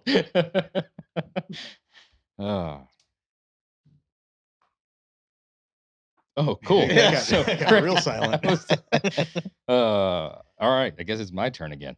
You're the one who carries us through this. I also try to give everybody opportunity. How does Vintage Air sample the market? I know there's going to be 100 different ways, 100 different answers. It probably sounds like a stupid question, but I'd be interested to know some of the different ways that you're sampling the market to see out of the 50 possible scenarios, what's the best next new product or thing, or some of it's going to be direct fit for this, some of it's going to be this, some of Right. it's going to be a new vent, some of it, what is your thought process and how do you tackle those things? Because we all are dealing with, I guess anybody that's successful, you have Yeah. way more ideas than you've got capacity and engineering to build them. You only got so much engineering capacity. And I mean, we use a lot of factors for that. And man, I wish I could say I knew all the answers to that, but we try to sample. I mean, one of the first things when we start talking about these is we'll see how many of these cars were made.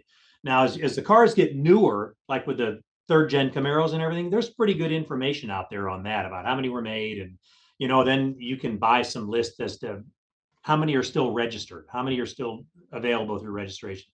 Haggerty and the insurance companies, some of them, they'll sell you lists on how many are insured. How many of these vehicles are they insuring? That's always a good indicator to me. If people are if they're buying an aftermarket insurance, the car's got to be pretty nice. So they're spending some money on it. So that's one of the factors. That's one of the reasons, just like y'all, we continue to go to the shows. I mean, you see what people are driving out to the shows. What are they driving out? We're doing that. We all talk amongst ourselves in the industry. When y'all start coming out with a chassis or something, we're always interested to know how's that selling? What kind of interest are you getting in that chassis? Because if they're going to step up and buy a chassis as nice as y'all have, they're going to be interested in top of the line other parts as well. So that's always a factor. I always try to see too how many reproduction parts are available for these vehicles. You know, we're another new system we're working on now. We're fixing to debut at SEMA is the late model 81 to 87 Ford pickup. And now you're starting to see more parts available for those, you know, through Dennis Carpenter or through, you know, certain brothers or certain other places. When there's other parts available for these vehicles, people start restoring them more. So that always plays into it too. So it's a bunch of different factors. And in the end, it always comes down to having a meeting and somebody stepping up and saying, yeah, I think that's the one we should try next. Again, just Throw like another one in there for you. eBay Motors. How many yeah, pages exactly. Yep. of that Yep. specific models available for sale Yep. and what the prices are? Yep. Yeah, if you know, and Inside we always came knowledge, back though, to huh? He was sharing some. I figured Oh, we should okay. reciprocate I a got little you. bit. you know, years ago, we had a system for a VW, you know, for a VW Bug. I put one in years ago in the 80s and everything. And the thing was, it was a $2,000 system in a $2,500 car Where at the does the time, you know, where's the so that's condenser exactly go? it. Where do you put the condenser? Next to the radiator. Yeah, there was actually two condensers on a Bug kit. There was one you took the spare tire out, and one went in the spare tire well area, Okay. and then a second one went behind the back seat in that area there behind the back seat. So you had a primary condenser and a secondary condenser on them. And Super as cool. long as it was moving, it was okay. But sitting still, it didn't work worth a darn. You guys got to do the repop swamp cooler hanging on top of the door. You know, in the drier areas that worked, that did have its, but boy, in a humid area like y'all live in and like we live in here, man, that Oh, good. doubled Shoot, as a they don't. shower. I'm telling you, Rick, they don't know nothing about humid up here. They've No. never felt humid. They don't know anything about humid. You'll have a little bit. I mean, in the summer, it'd be a day, and they're like, "Oh, it's so humid, it's dying." They ain't never felt humid. It's been, you've got it worse than I ever had it. I mean, down in San Antonio, it's like Yeah, we'll get it at time. I mean, we're not as bad as Houston or Corpus or places right on the coast, but when we get that southern breeze off the Gulf, sometimes in the summer it can get pretty warm here. We had a warm summer this year. We had a lot of days over 100 this year. Over the last 25 years, there's been some crazy trends come and go. What is a trend that you'd like to see come back, and what is one that you would like to see die? It could be anything. I tried to talk Tucker into wearing a mullet again, trying to get his mullet. You know, he was one of the first guys with a third gen Camaro, and maybe get him to use a mullet. Or McLeod. Can you imagine John McLeod with a mullet too? There you go. Oh, yeah. Yeah, I actually can. I could see that. Yeah, Kyle, I'm like, nah. McLeod, I'm like, Josh, there's some pictures scraggles out back there of him with a square body in the 80 with a mullet. So Oh, I guarantee you, from Michigan, I mean, Yeah. he's more redneck than I ever thought about being. Oh, yeah. Yeah, I'm Michigan really, sits it's just really south cool of to see the Tennessee. trucks. It's really cool to see the trucks coming on right now. I mean, because I'm a truck guy too, and man, the OBS truck y'all built for Good Guys this year, the giveaway truck for Good Guys. I mean, that truck is really cool, and I those trucks are really going to be coming on. That's on our radar as well. And I mean, I think the trucks are here to stay, and I think more and more of those are going to be that way. But man, look at the reaction you've gotten to that pickup, and I think it's so cool that y'all painted it like it would have been in the 90s. It was a fun one just because nobody to tell you no. I mean, what are they going to do? Yeah. Say, sorry, we're not going to give this away? And it was just like, yeah, this is what you got. I'm going to do this the way I want to do it. Yeah. On the One trend that I'm glad is gone is, boy, back in the late 80s when everybody was some of the tweed interiors and stuff. Remember the guys were doing that tweed interior and everything on those Oh, yeah. cars, and some of those funky pink graphics. Not that there's anything wrong with pink, but some of those pink graphics that guys had on their cars and all of that and everything. Some of those graphics that were painted at the time, man, I'm telling you, mark my words, it's going to come back. That's coming back. Oh, On the Just get ready. it just popped in my head on the 80s and 90s stuff. How do you, and we can cut this part out if it's a stupid question, but how are you going to, as Vintage Air, tackle that, or I guess explain to the customer that they still can get a benefit by buying an air? Because the thought process, you just change the orifice and it's already it's fine. I can just So run. you're saying you have cars from an era that It actually was had adequate. Yeah. functioning Right. systems. How do you improve on it? Yeah. yeah. Well, and y'all have seen some of the benefits right off. I mean, I got a 87 Monte Carlo Aero Coupe. That's what I drive every day. And had a functioning AC system when I got it, but it was R12. Get just the availability of R12 now in any of the parts to work on it is difficult. And that system was designed to work with R12. You don't just dump 134A in there and have a system that works as well. And some of the parts are just flat not available anymore. When we did testing on the G bodies, you've got our system's 20% more airflow than what the original systems had. And as we go forward with these later model vehicles, the Camaro is the same way. I mean, we're putting a bigger blower on the Camaro because we can get it in there. You've got space available to get it in there. I mean, barely, it's tight, but we're going to have over 30% more airflow in the third gen Camaro than what the factory system had. Electronically operated controls instead of cables, and some cases vacuum still, even in those days. That's And so a new hurdle for you as Vintage Air as a company to be able to try and have to market Mhm. your product as a performance increase from the existing versus being like, you got a 67 Chevelle, do you want air conditioning? Right. You know what I'm saying? It's a different with an It OBS. is. Do you want better air conditioning? Yeah. It's a new thought It's a good process. tagline. But the other Everybody big gain has. you get in all Serious. cases It is is. you clean up the firewall. Like Yeah. on the pickups and Oh, the yeah. pickups and everything, just like that Camaro, when GM was doing the AC for those, that whole kit, basically the evaporator, the heater core and everything was out under the hood. And it was all on the engine side of the firewall. And man, when you're trying to do some engine swaps in there and move things around for weight distribution and everything, that makes a big difference. When you can clean up that firewall and have a pretty smooth firewall there, that's another huge benefit for engine swaps, being able to access headers, all of that and everything. I mean, that's another huge benefit. And OBS trucks, we're looking at, again, they're one that has that big evaporator kit out on the firewall. As you start to, and this is something you may have run into when y'all have that here and had it at your place. If you start to lower that truck much, all of a sudden now you got to take the fender well, the inner fender out of it, Yep. and now your tire's getting into the AC. So there's a lot of little things that make a difference by change. And again, you get back to parts availability. Yeah, that was the answer to the question right there. I didn't even think about it at first, but Tires. tire, that giant evaporator that's hanging off the firewall. Yep. That's it. Never thought that air conditioning would be the limit to your ride height. Yeah. Yeah. Sorry, we can't lower this Right? anymore. Yeah. You Is gotta, that Got air stock conditioning? AC. you want air or not? I mean, what is your favorite SEMA story? The best SEMA story. You got to bring something. You've been around, you've been at SEMA, and I know you. I want something that nobody's ever heard before. A good SEMA story was years ago. One of the first builders panels we did with SEMA, where we had some guys, some of the builders up there talking, and that I think it was the first or second year, maybe the second year, but it was Bobby Alloway and Pete Chaporis were on there, and they kind of got going back and forth, and y'all have been around Pete. If you get Pete wound up, his language can kind of start getting going. And we had a large group. We had a pretty good size audience and all of that. And Bobby doesn't cuss at all. To him, it's just he just doesn't do it. And Pete was kind of going, and he said ass a couple of times, and and Bobby said, Pete, I don't understand why you have to cuss when you're talking. And Pete kind of looked over at him and he said, Bobby, that ain't cussing. Let me show you what cussing is. And he was fixing it. No, that's okay. That's okay at that point. Well, now we know why Bobby has not come on the podcast. Bobby doesn't want to come on the podcast.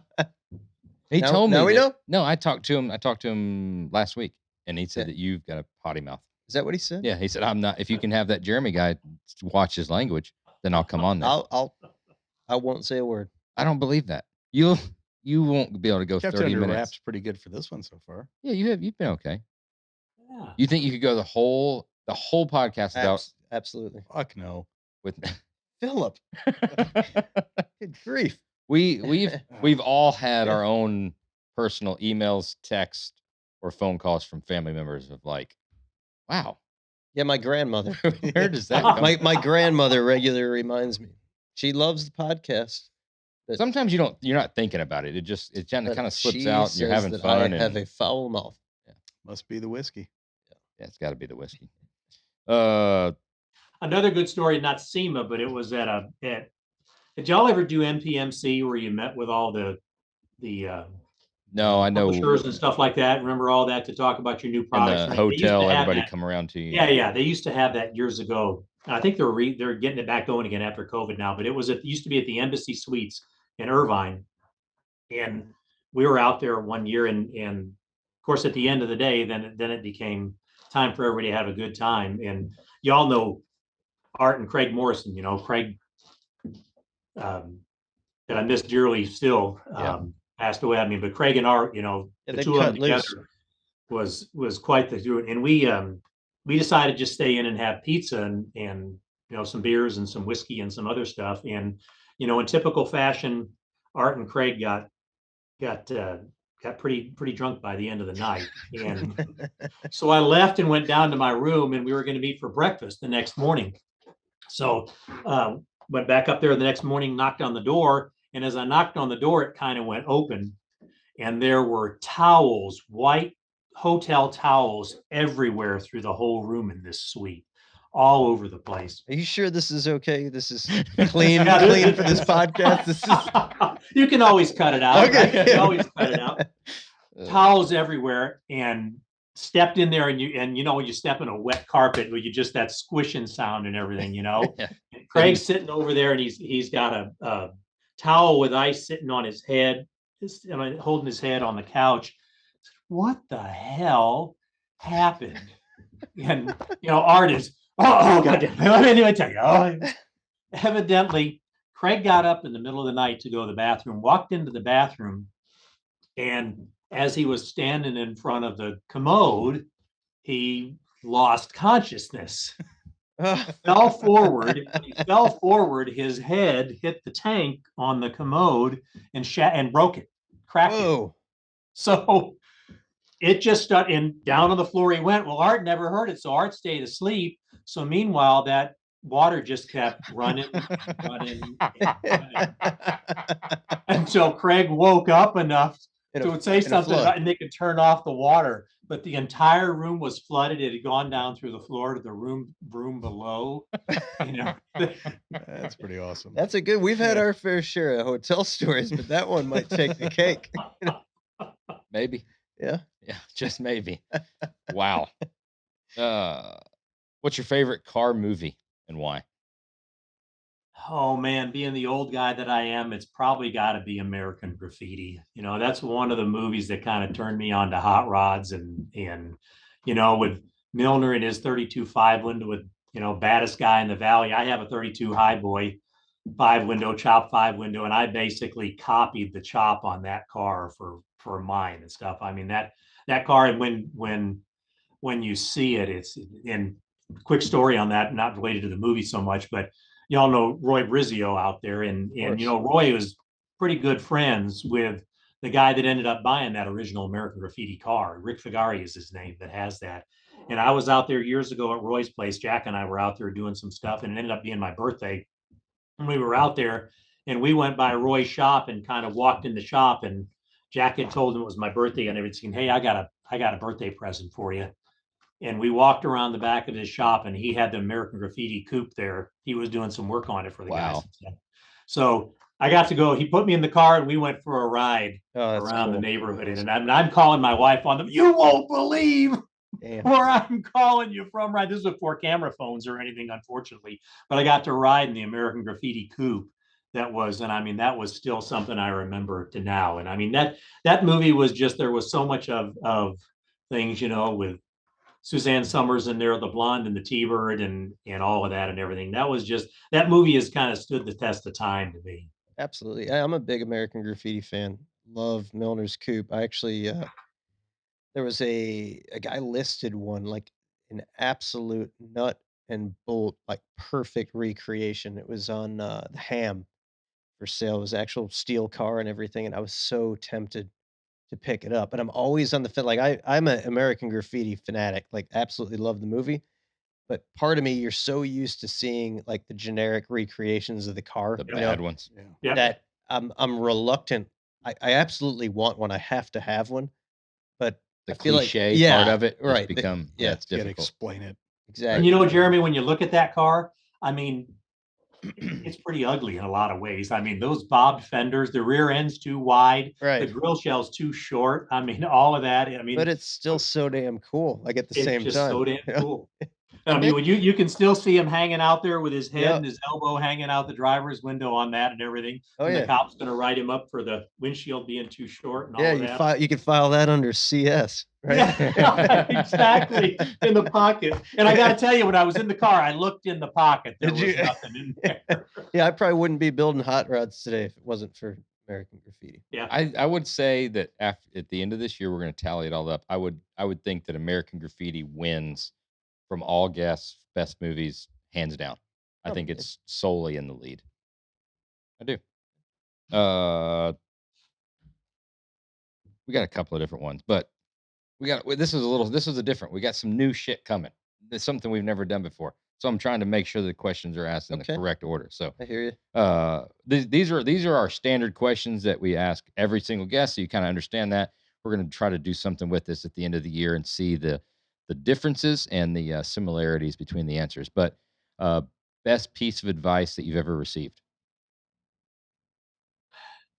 You know, and my dad was a man of a few words, and he didn't talk a lot, but some of the best advice I ever got from him was when I was younger. I made a lot of bad decisions for a while, and I would always chalk it up to luck, about being bad luck for this. You know, I blew up the engine on the GTO one time, and it was my own fault because I didn't realize about a red line on a big block Pontiac engine, you know, and things like that. And I remember my dad telling me one night as I was talking about how bad luck was, he kind of like, he said, you know, it's amazing how much better your luck gets when you make good decisions.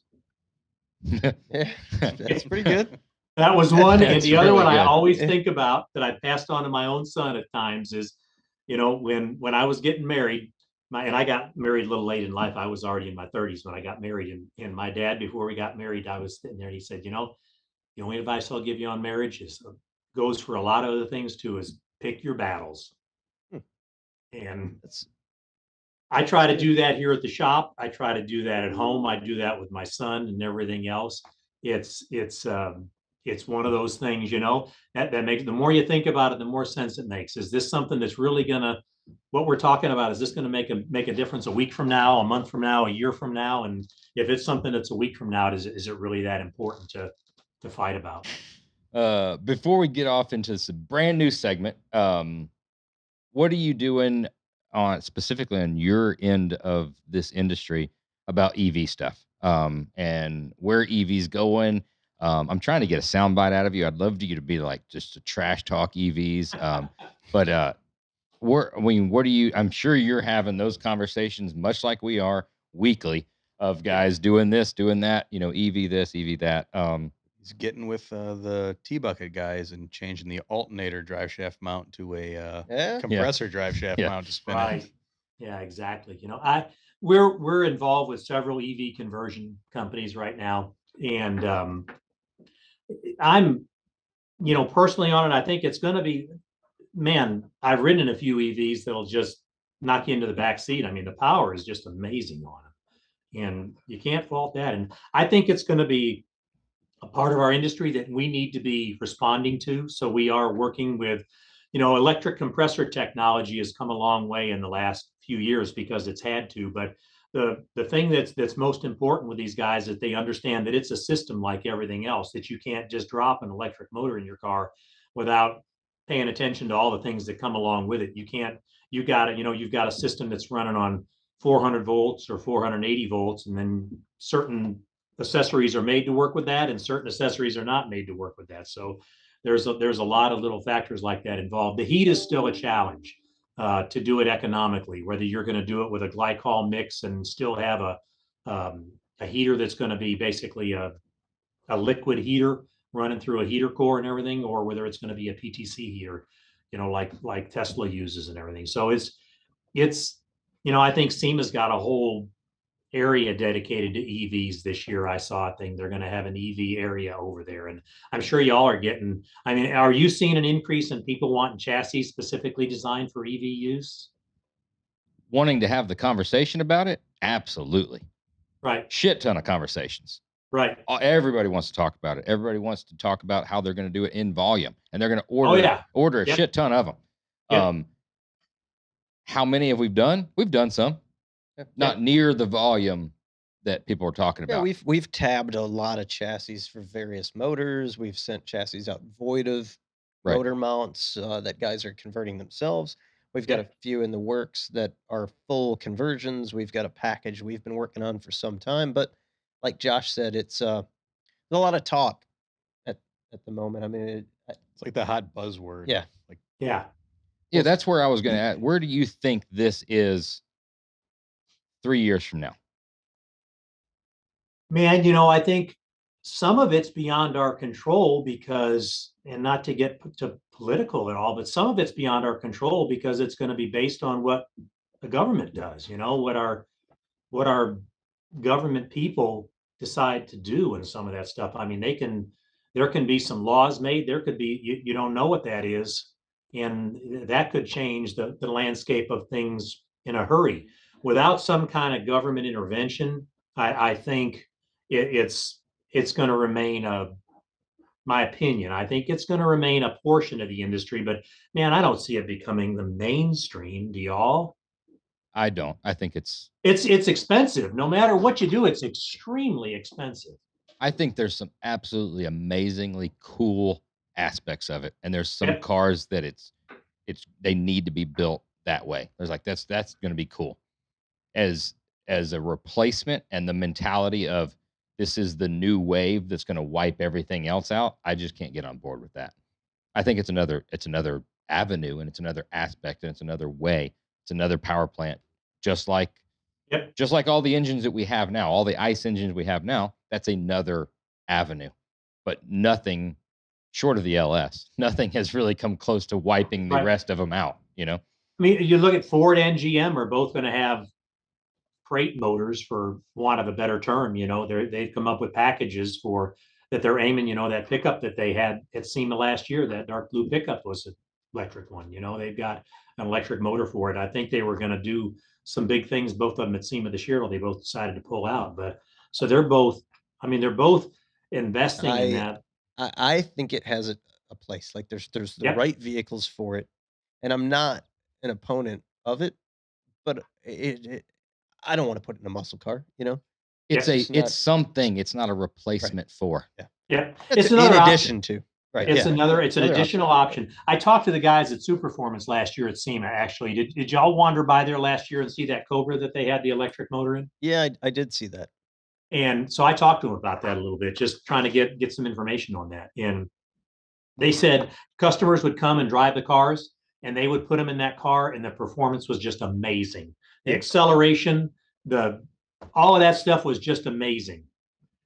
And then they'd go drive one of the ones with the Godzilla Ford motor in it or something like that, and hear it and all of that and everything. Oh, yeah. And they weren't selling many of the EV ones yet. I mean, that is that might be a case to get rid of the side pipes. Well, that's you go deaf on those fuckers. That's those things. Yeah, that is a textbook example of the car that it doesn't belong in. Because even out here, I mean, we're right here in the Midwest. I mean, we're on a main street out here, right? And you can hear cars. We call it the RoadsterShop 500. When cars round the corner, if they have an exhaust system or if it's over 300 horsepower, they make it a point to do a whole shot down here. And I can be sitting in my office or be back in the shop, and I know when a Superformance Cobra or a Cobra replica runs by the shop. It has the most distinct sound ever. Those side pipes, you cannot replace it. There's nothing else that sounds like it. Now, how can you take that away? That you're taking away the entire experience of the Cobra. That's to Rick's point, talking about they've had customers drive those Superformance. The performance was absolutely amazing. This was great. But it lacked the soul of that. And I've said something very similar to this before on this podcast. Elon Musk just unveiled his new, AI, human, robot, whatever. I'm sure with the technology that you've got and virtual reality and a robot, sex with a robot would be amazing. But it's never going to replace. I knew you were going there. It's never going to replace. I knew you were never going to replace. You know what I'm saying? It's just not. That's That's a deep pull. Yeah. It's not a deep pull for I like my Cobra Think about side it. pipe Think about it a little example bit. a little better. I'm telling you. It's a little easier to sell. Yeah. I think there's people going to get it. All right, maybe. That's possible. Josh, you make a good point though. Part of what we have these cars for is the whole experience, the soul of it, Right. I mean, because most of our hot rods, they don't do everything as well as, as your wife's Audi or something like that. Take a you know? Toyota Camry and just put a Right. 69 Camaro body on it and drive it Yeah. around. Everybody be happy. Because the Yeah. Toyota Camry does everything Pretty good. pretty good. Yeah. Yeah, that's exact. But you don't get that West Coast experience Customs out did of it. that. I mean, part of what I like about an old car is that that it's got some smells. One of the coolest things about my 39 to me that I've had forever is, man, the guys that built that car put their skills and craftsmanship into it, and they're gone. And this car is the stories this car could tell through the years and all of that, and the different engines it's had in it and all of that and everything. That's part of what I dig about the old cars is that part of the experience. We had this discussion just last week where we've got a new truck. You probably know about the Legends truck, and that's a new chassis platform that's going to be dropping. We're building a lot of those vehicles for some good customers, and that was for several years thought out project, and a lot of engineering went into it. I mean, we're over analyzing every little detail. But there's some things that you can over engineer and make better and make perfect. And there's some things that need to be the way they are because the way they are. I've got a new truck. We had to put some things in the bed of it the other day, and it's a step ladder. Well, it's the worst. No, it's the worst fucking design. I get so pissed off opening your tailgate. My tailgate. So I got a new Raptor, and oh my god, you can't. There's no physical handle to open the tailgate. It's a push button, and you got to let it come down. Now you can open it with the key fob, and you can open it with the thing on the dash, and it locks. But it locks and does. But you can't open. There's no handle to open it. So no matter what you're doing, you have to hit this button and wait for it to come down. That's great in our 2022. So we're talking about different things on the Legends truck, and we could do a soft open, soft close, and the tailgate's a little heavy. And we all had the realization that if you can't close the tailgate on this truck, you don't need to own this truck. Yeah. And that's like, to your point, not to be overly crude, but to your point, like there's some things that make it why you want it. Sure. If you're going to fix all of those things, it's no longer what it is that you wanted in the first place. Oh yeah. I mean, even right down to, to bring this full circle, the air conditioning system in that, which has a vintage air unit in it. I was always thinking as we were developing these trucks that we need something really unique for the controls on it, right? We were going to machine some really cool knobs. I've got 15,000 miles on the test mule right now, and it has your standard 3-knob slider in it. Yep. There is, if GM comes out with a new truck, the best thing they could possibly do is put a vintage air 3-knob slider. How many customers have said the same thing? So easy. It is the best functioning, most easiest to use, most ergonomic control that exists. Period. Right. It's funny you say that. I had an Audi for a while, and A5 coupe. I mean, fast. Cool, everything. I hated the climate control system on it. You had to push 3 buttons to change the blower speed. Yeah. Or you had to push something else to change the temp. Give me 3 levers. One of them controls the blower speed, one of them controls the temperature, and one of them controls where the air goes. That's it.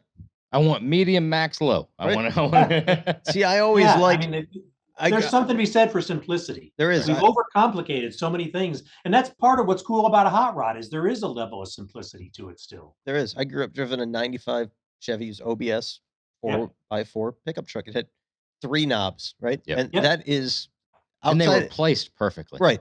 Next to a slider, all right, that is the second best thing. And right. then it is just bam, bam, bam. Well, and the gear selector was perfect to lay that wrist right, on. Hang your wrist on it. And, the cup holders in the glove box door. That was a dumb idea. Yeah, that was just the cup holders themselves. Those. I'm sorry we got off the track, but it's So we should ask go Rick, about how to keep this room cool, being the AC expert. This room? Are you hot? I'm hot. Are you? You're wearing a sweatshirt. Take your sweatshirt off. You don't need Rick to tell you that.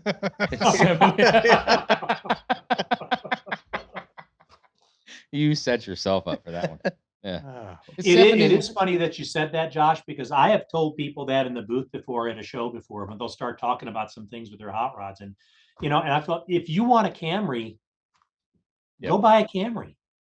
But if you want, hot rod's always going to have a level of personality to it.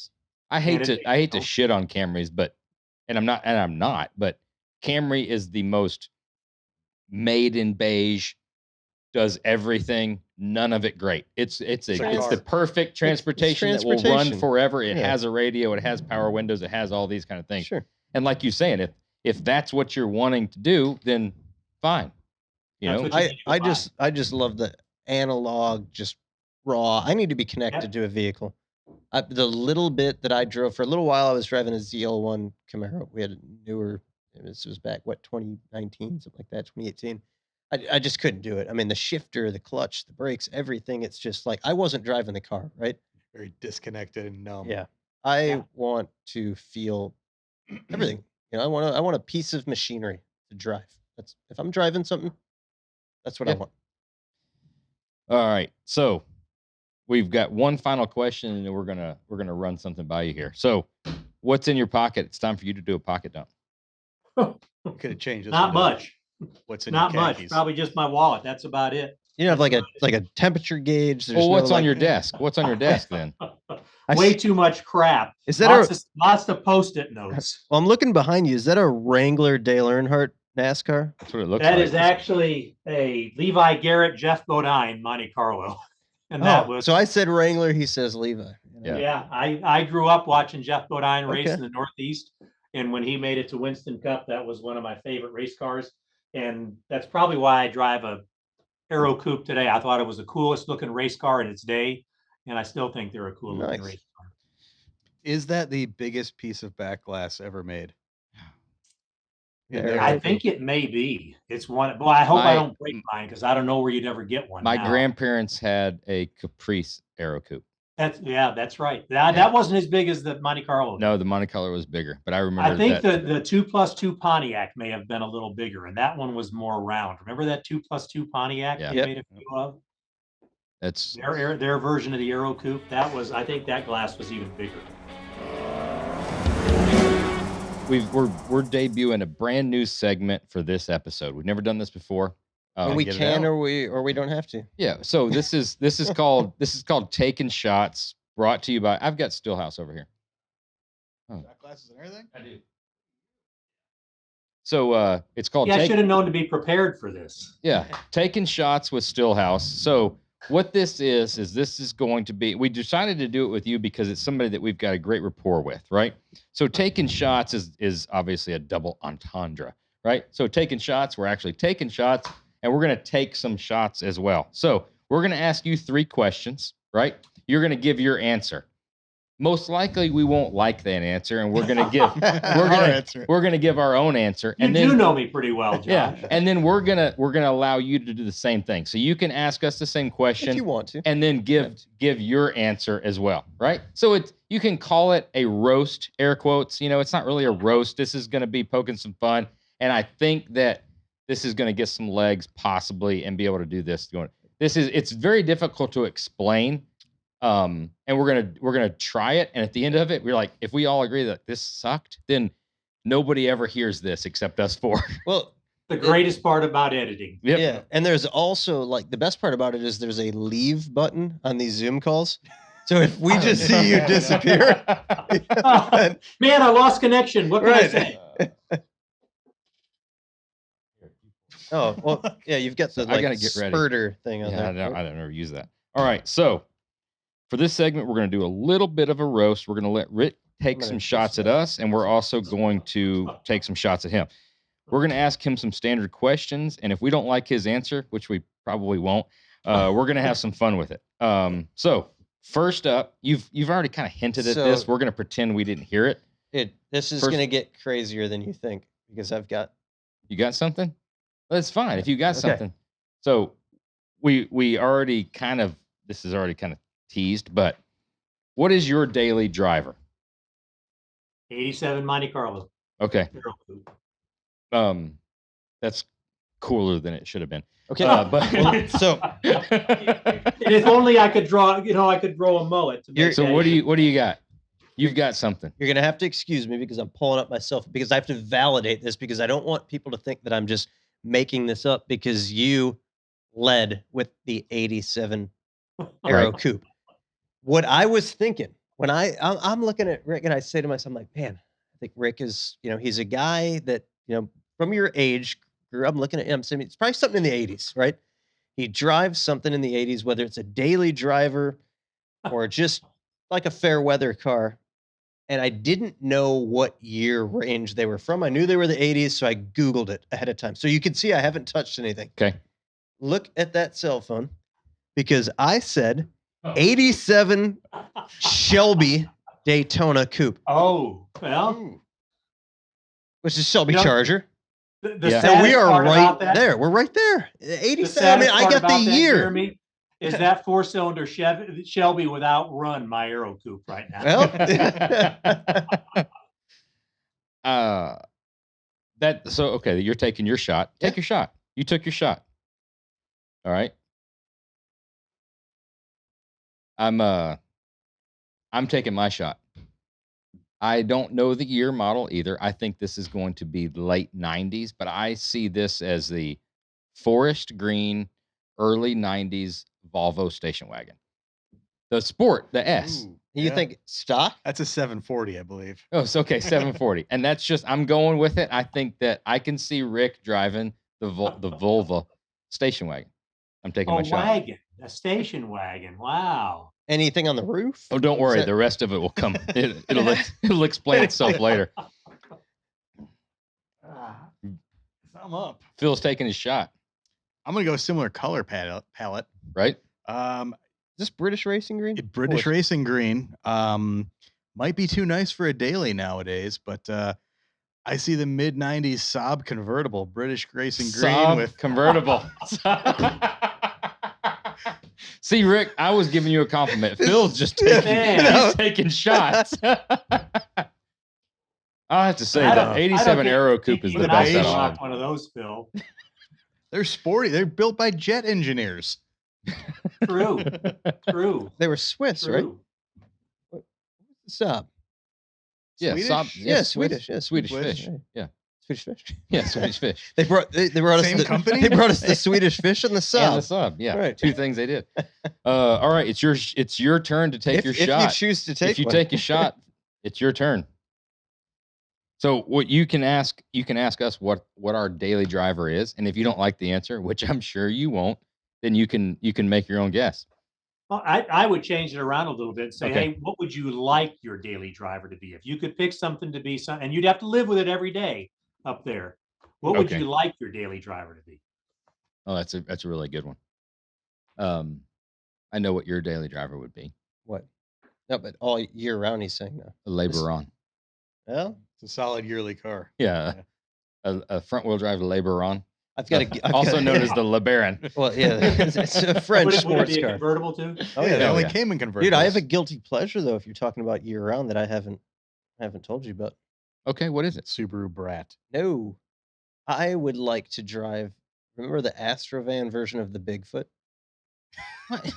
What are you talking Yeah. about? It's like you're asking an 8-year-old. Yeah, year round. I want to be a fireman.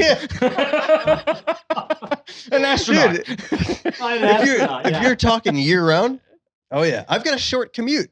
I only go to work and home. That's it. Okay, then I go- I yeah. take Fall Guy's truck. Okay. I take Lee Majors as the Fall Guy, long wheelbase, brown on brown with the roll bar, C10.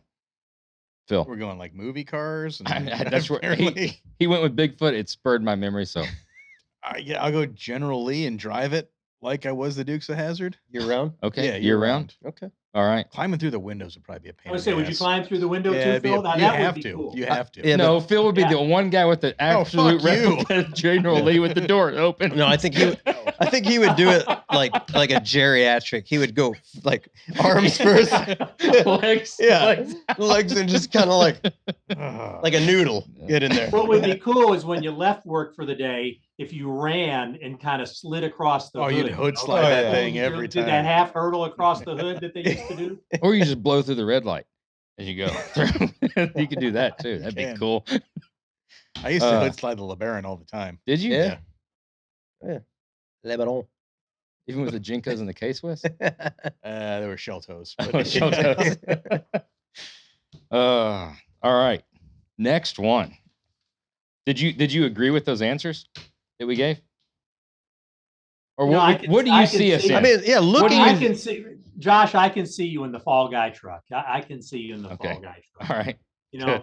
Jeremy's daily driver would have to be a little more sophisticated than that, I would think. You know, he'd need to. I could see Jeremy. I could see you in some kind of roadster every day. You know, Okay. I could see you rocking Like a a Triumph Sprite. Or No. a TR.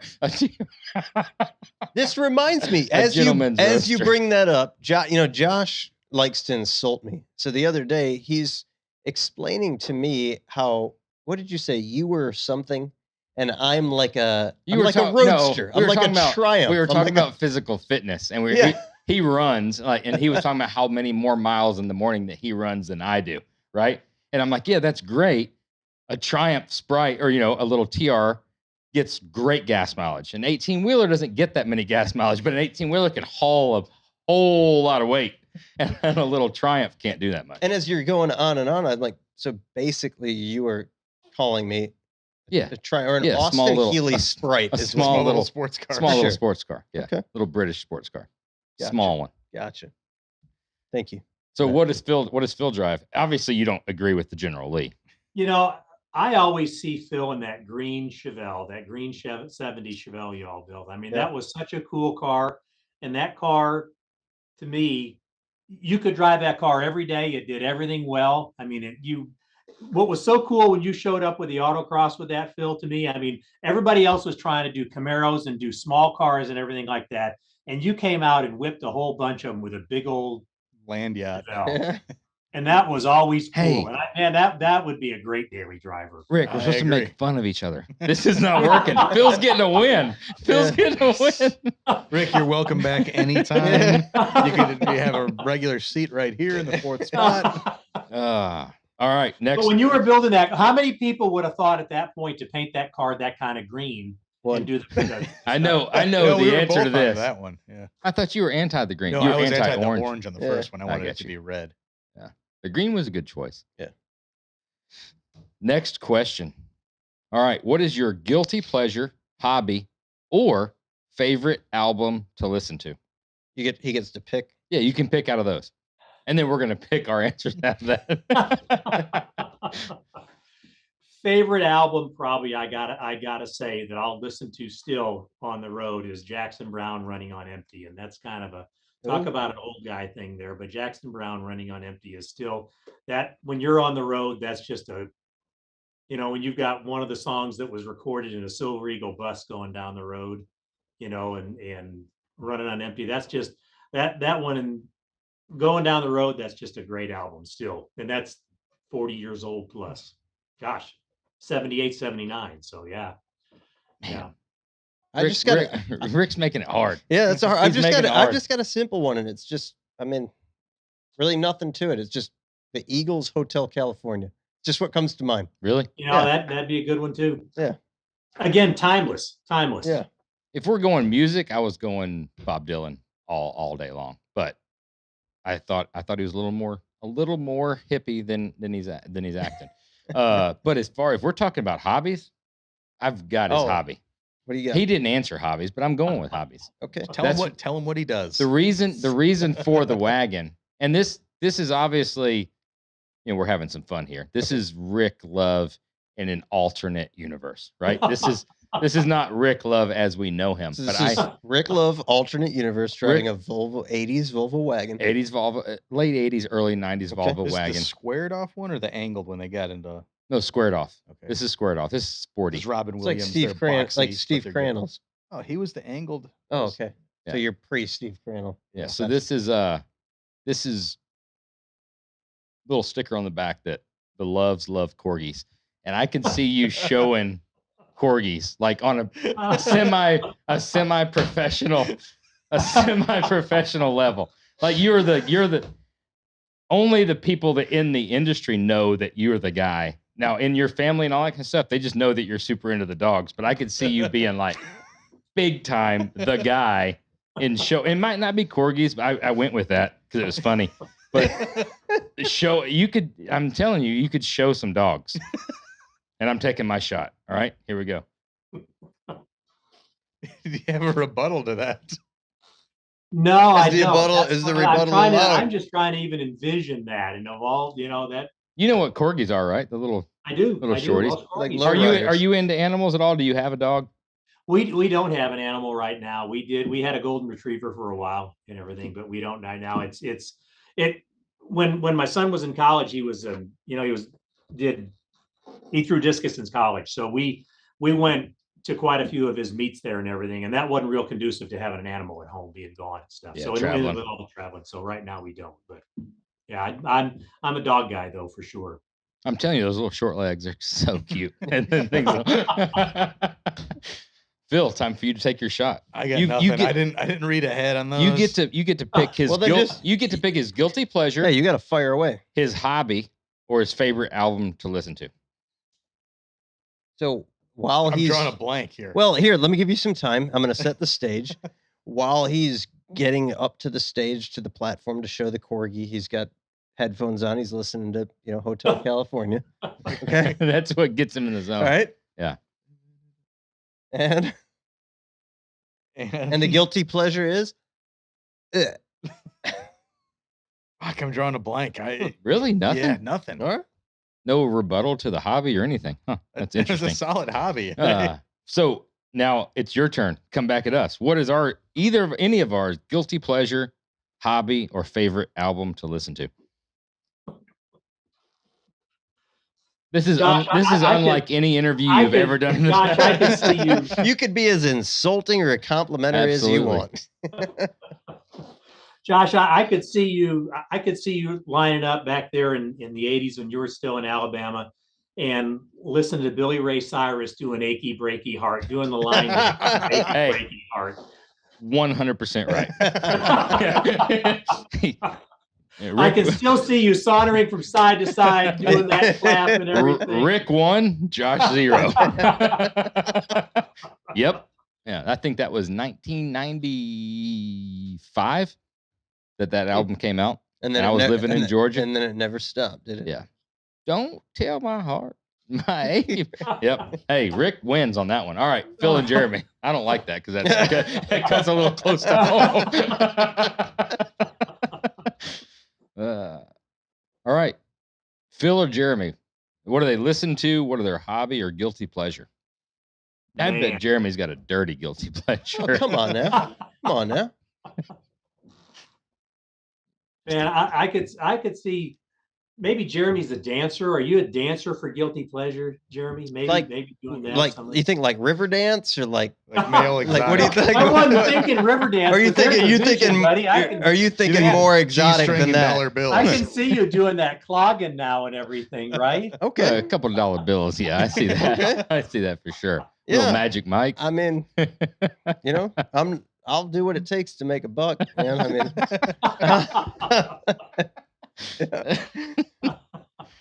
I'll take it.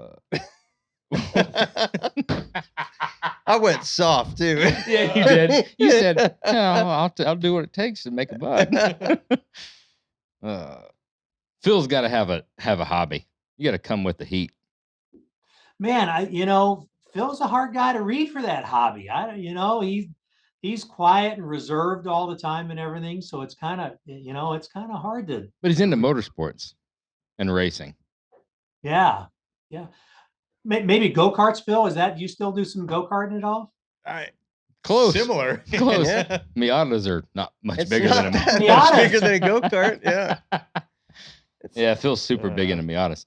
All right, the next question is, all right, what TV show are you embarrassed to say that you regularly watch? This is one we haven't even pre-read. This is just here. I got one for this. I got one as well.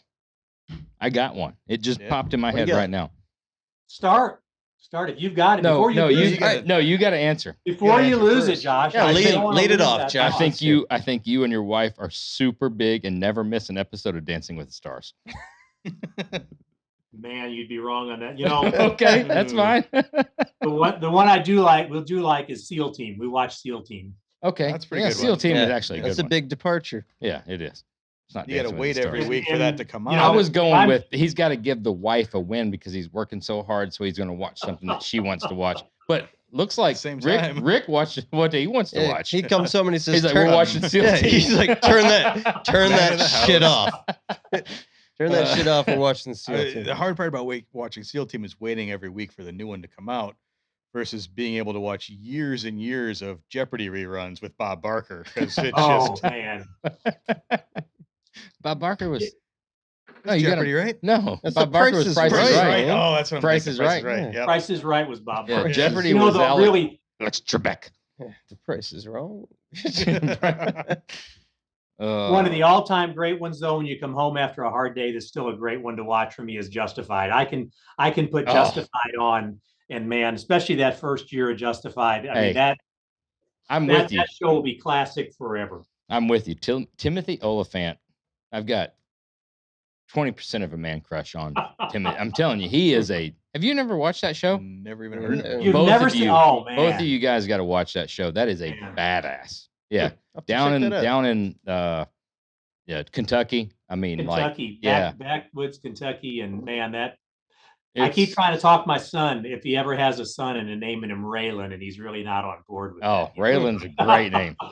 Hey, forget the rest of the Yeah, podcast. you guys can hop the in the fact Volvo that the fact that we just broed out over Justified, that's the greatest show. I guess I got to watch that. Oh, Justified is fucking amazing. That is Absolutely amazing. Well, the check that out. writing, the dialogue, the acting in that show. I mean, that is second to none. That Yeah. show has some of the best moments. I mean, you put the first one in, it grabs you in the first 5 minutes, right? Yeah. That seat at the table in Miami. Oh first yeah, 5 minutes, it gets you. dude, he is absolutely everything he does is cool. Yeah. Now, have you ever watched The Shield? Yes. Yeah, Yes. Shield Michael is good. Chan- that's a good show too. It is. Yeah, It's not Justified, but It's it's not- a good show. I don't know how we got here, Man, but we got here. I think there's a second podcast to come with just you and Just Rick. Me and Rick talking about Justified, our favorite episodes. Me and Phil will head home. Hey, Rick, it actually has been an Yes. absolute amazing time. Been a lot of fun, Rick. Enjoyed it. You've very been much. you've been around for a long time. You're somebody that we can look up to. I know that all three of us, somebody we could trust, call and ask a difficult question in a difficult situation, and you'd give us the right answer.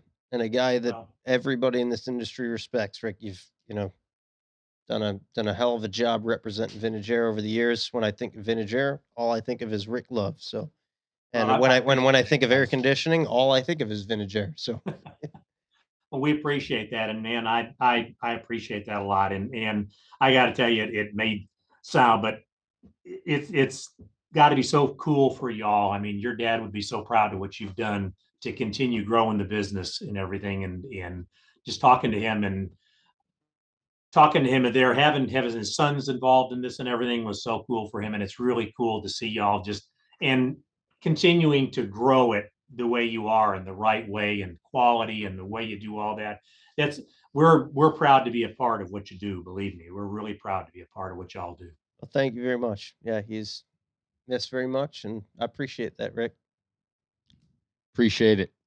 See you at SEMA, few weeks. Yeah. Yep, we'll see SEMA. you out there. We need to in do a real Vegas. shot at SEMA when we get some time. Absolutely, I will buy you a Absolutely. drink, Shot at Rick. SEMA for sure. We'll for see you sure. there. Hey, thanks, guys. I appreciate the opportunity and really enjoyed the visit a lot. Thank you very Thank much. you. We enjoyed It's it like too. being at dinner with y'all. Awesome. Absolutely. Have a good All right. evening. You too. Big thanks again to Rick Love. He was a great sport in our first edition of Taking Shots, brought to you by Stillhouse. I think that was You actually took fun. him pretty well. It was. Yeah. I learned I- a few things about you. Yeah. Apparently, I present. And there's going to be a mys- lot of new I- material I coming up here. present myself as one who likes to dance. Yeah. Or one that looks like they would be a dancer. We didn't get to the bottom of different what things. type of dances. I think we all know. Remember, you can follow more about Vintage Air on Instagram at Vintage Air and visit their website at vintageair.com. All right, it's time for the Glove Box, where we tell you about some of the cool new gear, guns, EDC shit, whiskey, and other stuff that we're into. This In the Glove Box segment is brought to you by Blade HQ. Whether you're into cars, motorcycles, hunting, fishing, grilling, or any number of things, you've got the tools that you swear by. Have you ever noticed that the tools that you swear by is a knife? Absolutely, I have. If you don't have this knife, if you don't have the knife that you swear by, it's time you got yourself one. And Blade HQ is absolutely 100% hands down the place to get it. They've got the knives to fit any hand, any belt, any job, and any budget. Just go to bladehq.com/oil and whiskey to shop their selection of knives. I would like for people to start purchasing some knives and maybe doing a little hashtag on Instagram. Post a pic. Send Yeah. it. Hey, she this got- is this see- is the see new what you're knife I working got. with? Yeah, this is what I'm carrying. Even if you didn't get it from Blade HQ. We had a lot of traction with that, like right out of the gate. Yeah. A lot of guys reaching out, text messaging, Yeah, this is the Bowie knife that I'm showing carrying. off their knives. Yeah, this is my Rambo knife. Yeah, hip carry every And day. then it just kind of died off. Yeah. Gotta I get don't- those numbers up. Yeah, let's get back to being a man. Carry that knife. I'm gonna Stab start some carrying shit. an axe. Oh, You saw that video, right? I Of found the- myself an axe. Did you? Did you? Yeah, it's expensive, but I really want it. You saw that video of the dude pulling that axe out, reaching in his backpack, pulling out the hatchet at like McDonald's. Oh or something? yeah, Oh yeah. yeah. They fucked with the wrong motherfucker. Yeah. Is what they did. Yeah, he pulled out a hatchet and just destroyed the McDonald's. But Half Face Blades has got a awesome hatchet. A little bigger, little too big for EDC, but a great hatchet. $800. Good conversation piece. Oh, it's I'm gonna great. Put that on the mantle. It's a kick-ass hatchet. They've got it in stock as well. So what do you do if you're carrying a hatchet, an EDC hatchet? This is a thing. What- EDC hatchet Okay. is a broad. That's That's a stretch. There's not a hatchet that's made for EDC, okay. I didn't know. but A flipper hatchet, maybe a OTF hatchet. SEALs carried hatchets, or still do, as a last line of defense. As a it's a lot in the Jack Carr books. Yeah, he goes to the hatchet, kills some guys, pretty cool. And then goes a and hatchet. split some firewood. Yeah, well, maybe not. Use an axe for that. Yeah, hatchets for chopping, axes for splitting. You learn something new every day. Yeah. That's the old man knowledge that we've been missing from you. Yeah, I can bring. Yeah, it's different. You got a camp axe, It's going deep. Yeah. Your children are so fortunate. And you know why that is? Because when they have children and you're a grandfather and Tell you're them all kinds of stupid shit. The stories you're going to be able to tell, the grandpop wisdom that you're going to have, which it's ultimately completely fucking useless. But boy, will you Yeah, but entertain when you them can for a park while. that little whippersnapper on your lap and talk about the use of a hatchet. You want to know about the Versus an axe. railroads, Camp huh? axe Let me tell you Yes. about the railroads. But what do we have this week? What do we have in our pockets? Phil, it's time for you. You're starting it off. Oh, Just don't. There There it is. I don't even want to see it. I don't want to see it again. standard. Got that guy. Had to cut yourself. Had to cut some zip ties today. So the old serration came into play nicely. Little cable management on the server. Had to cut some Ethernet cables are all zip tied together. So would have been there forever. I know you're just not a serrated blade guy, but That's honestly quite possibly one of the worst stories I've ever heard. I just throwing it out there. It got used and the serrations came in handy. So your biggest issue of the day was cutting some Ethernet cables. No, it That's wasn't- what you had to overcome that- with the serrated blade. But it Wow. got it You done. always give me shit on when are you going to need a serrated blade?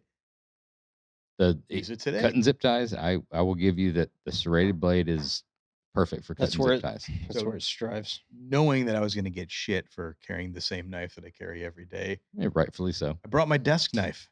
Oh, A little you got, Gustafson. you got a Look at- desk I knife. got a desk Yeah. knife. Taking a page out of your book and finding things that I can buy other things to go with. You got your truck gun. You got your Saturday gun. You got your Sunday You gun. get your satchel gun, your That is a bag gun. nice little desk knife. It's a yeah. great desk It's a knife. little Civivi. Yeah, just great for cutting open packages, envelopes, your finger, because it is extremely sharp and it's kind of a little bit different blade shape. So every once in a while, I try to close it the wrong direction, Like you Josh just did. did. I just did the exact. I wasn't gonna As say I'm anything. saying it. I saw that. I Wow. wanted to watch you just lay your finger open. Oh, it's Yeah. it's a friction, so there's no line or It is. lock or It's a anything. cool little knife. I always go in there and tinker with that thing because it's always sitting there. What's this called? Yep. It's the black little Civivi. It looks like this, right here. This is what it looks like opened. Can you show it closed? Yeah, this is what it looks like now that I know. Closed. It's got a little clip on it, so you Yeah. can. Yeah. Put it in your Pocket pocket. that Cool thing. little piece. It's like a $25, $30 knife. Good little utility piece for having around. A solid little daily driver. Besides that, Ostep Hell Design. What it says on the what thing. I thought.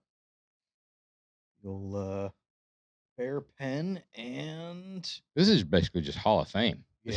This is I this is the the best heavy of hitters category. best stuff. And then my Flytanium little keyring there that I've got down to 3 keys that I actually know what all 3 of them open. Do you? And yeah, I got my desk drawer, That's the a shop, shop. and That's my a shop. house. In your house? You've got a house key? I do. I don't have a house key. really. No. Oh, you've got like a. I go Like a through the digital- You just garage. kick the door in. Yeah, you just lift the tarp up and you crawl under. Hmm. No, I go through the garage. I don't even have a house key. If I were Jody, I wouldn't let you have a house key either. Interesting. Maybe I should get a house key. Fine. Made it this long. What do you have, Jeremy? I really honestly have nothing. You got some dancing shoes. Yeah. You've got, I've got- nothing in your pocket? I've got a knife. This bad boy, that Oh, bad yeah. mamma jamma. It's the gift from Lindsay, right? Yeah. It's a great knife. Yes, phenomenal knife.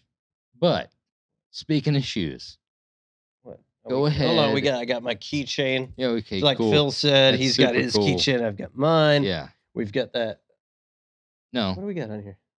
Yeah. Yeah. We got, oh, there we go. Look at that. Look at that. We've talked about this before. That thing's been in my pocket for 20 years. So you see that? All right, yeah, that's Can cool. you imagine the places that's been? Yep. All the places you've Your been. pocket. And decided- In addition to that, I mean, I've got a wallet. You know, You the decided old- today. the old out of all dad days, wallet. I've got money. You money woke clip up is this still in my morning and pocket. said, you woke So- up this morning and said, today's the day. Yeah, that I'm I'm gonna put gonna my be money clip in my fancy. pocket. Yeah.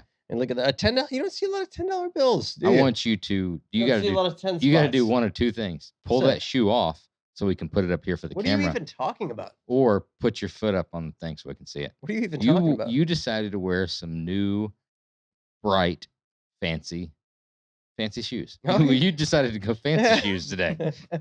And you, as we've talked about many times before, you're a sucker for bright colors. I sure am. Yeah. You got yourself some new Vans. Yeah, I am of the era. You know, Of what era? the shiny colors. You know, neon colors and stuff, man. I mean, that was You broke that out. was my era when I grew up. You broke out some fancy shoes today. I didn't just break them out; they're fresh. These are new. I know. You. Show the listeners. Yeah. Let's have. Uh, It's gonna be hard to describe these. All I right, don't know if check you these could put this puppies into out. words. we're look. this morning. First thing this morning, Jeremy comes to my office, right? And we're talking about new lights. They're doing the lights and all that kind of You stuff. don't need lights with these. Right. Well, yeah, you don't. So we have a little area that we're adding some new bays and stuff like that. So we had some questions about adding some lights, where the lights were going to go. We've got some pallet racking, new control arm center, lots of things going on. So I'm business mode. We're thinking about stuff. So we go down. He's like, let's go down and take a look at it. So we go down and take a look at it. And he's like, so the pallet racking is going here, right? But he's doing his foot on the ground. He's like, so the pallet racking is going here, right? So I look down and he's showing me your shoe. Go ahead. It's a quality shoe. Okay, I know. I didn't say anything about the quality of it. That's That shoe. yeah, that's That's a fucking badass shoe. It's the cool It's a part about it. two-tone. The cool part about it is you've got this, and boom, that. Yeah, and the other shoe's the flip flop of it, right? Yeah, the opposite. Back in the day, you used to have to buy 2 pairs of shoes so you can flip flop them, right? Hmm. Now they come different side to side, which is cool. You guys are basically just wearing sneakers, okay? Those are the most like just average ass. I'm wearing the same black sneakers. Vans that you were wearing yesterday. Okay. Yeah, and why? And you're wearing those I'm wearing the because, same black Vans you were wearing. and you're yesterday. wearing those because I wear them and they're fucking awesome. I've been wearing them for years, and so now you're wearing them. So give it like 4 years, maybe 3 years, and you're gonna be wearing these neon ass Vans, and you're gonna just be like, "Look at you with your floating space shoes," and and here I'm wearing the neon Vans that you wore 2 years ago, right? Shoes. Yeah, That's because just they a black suck. Nike skate shoe. It's not. You skate? Are you like a skateboarder?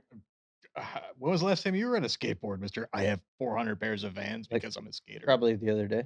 Is that when you broke your foot? No, that was 3 years ago. Doing a kick flip, heel flip that I landed. Thank you. Not on your foot. No, yeah, on my foot. That's how it broke. You don't break your foot. You don't break your foot by not landing on your foot. Yeah, I landed on my back and broke my foot. Doing a fucking heel flip. We Yeah. should land it on your face. What's up? Right? I'm basically Tony Hawk.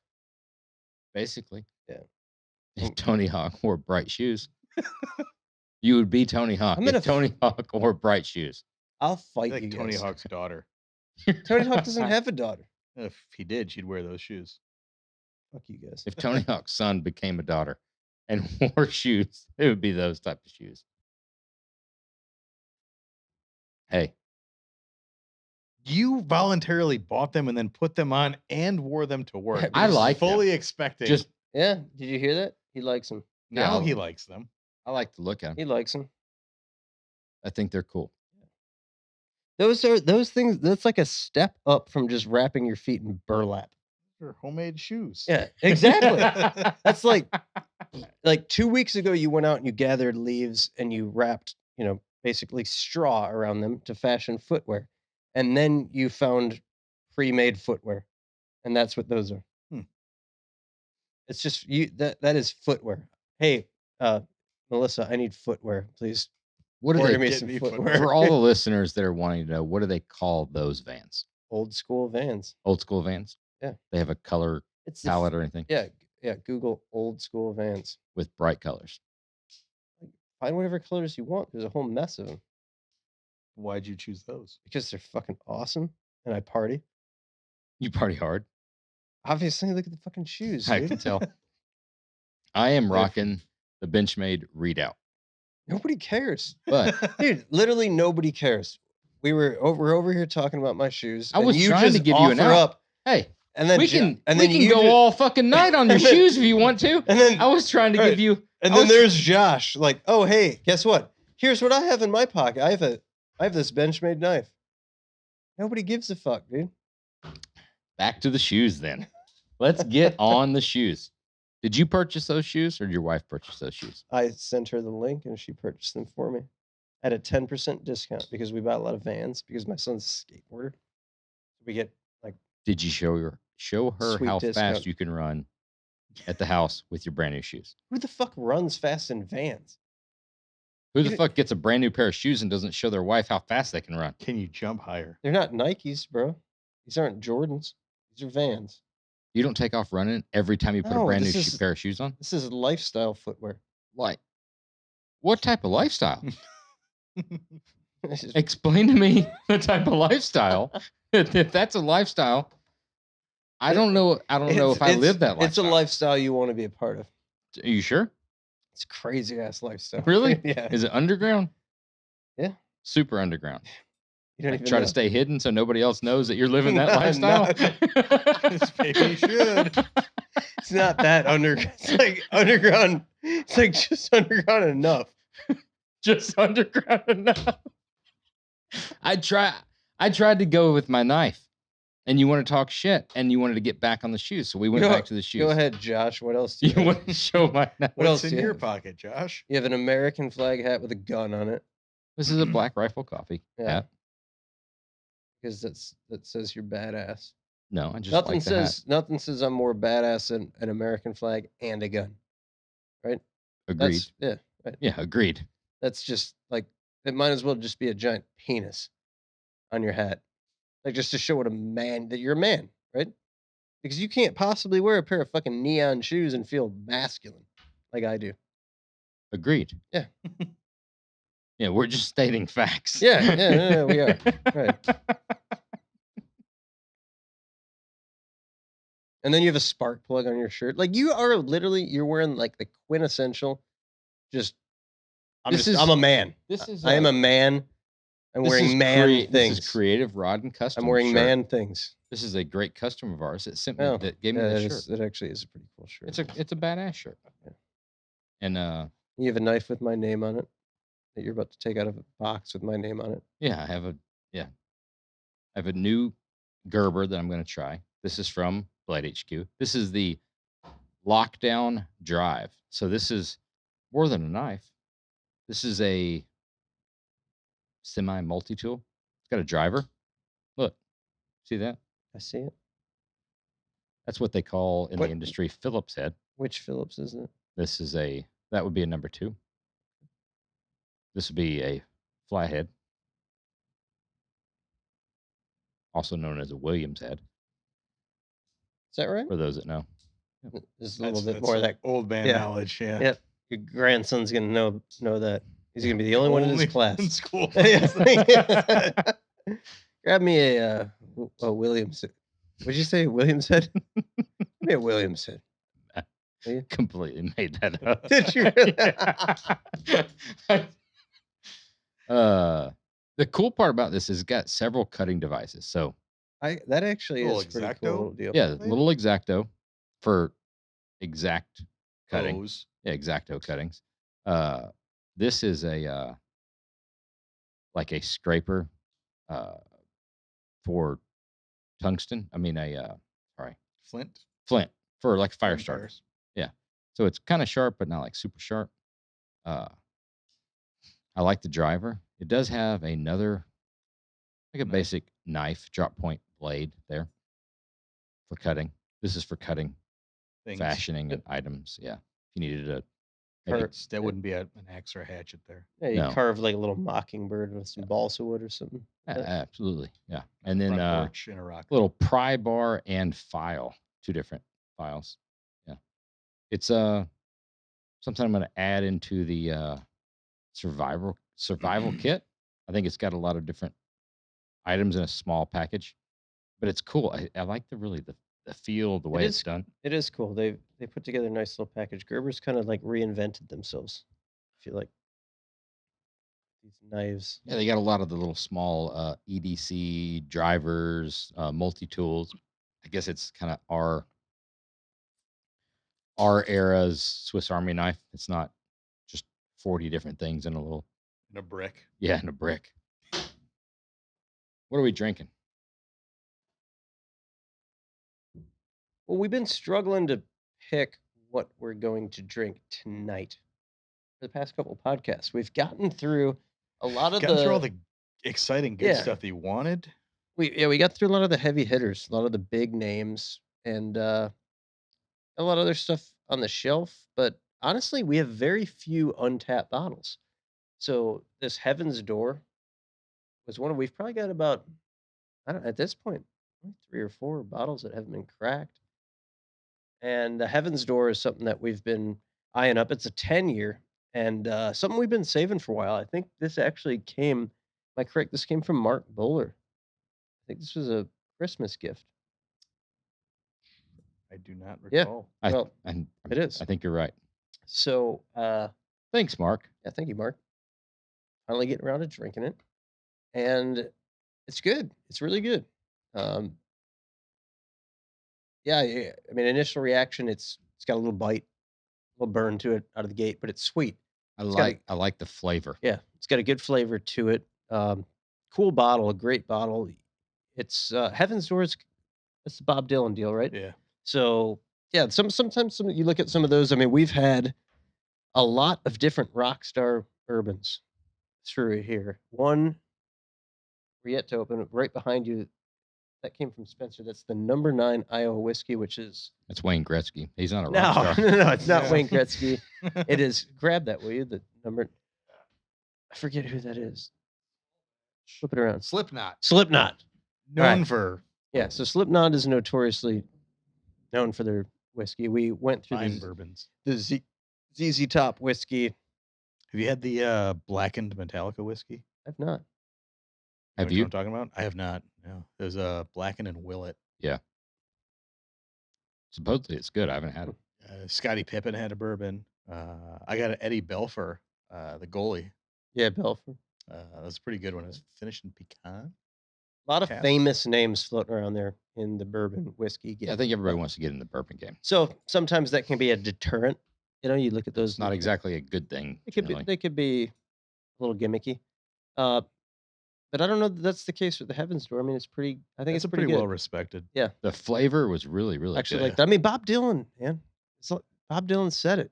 It what did he known say? for- These times they are changing. That's right. And how you apply that however you want to Yeah. bourbon. or think that it's stupid. And doesn't apply. I know. I thought I was fish. I thought I would roll that into something like really cool, but it didn't. The It usually works with most things when you say like Bob Dylan said. hey, Bob Dylan said, Right. He said a lot of shit. I don't know. he said, some good shit, some dumb shit. Yeah.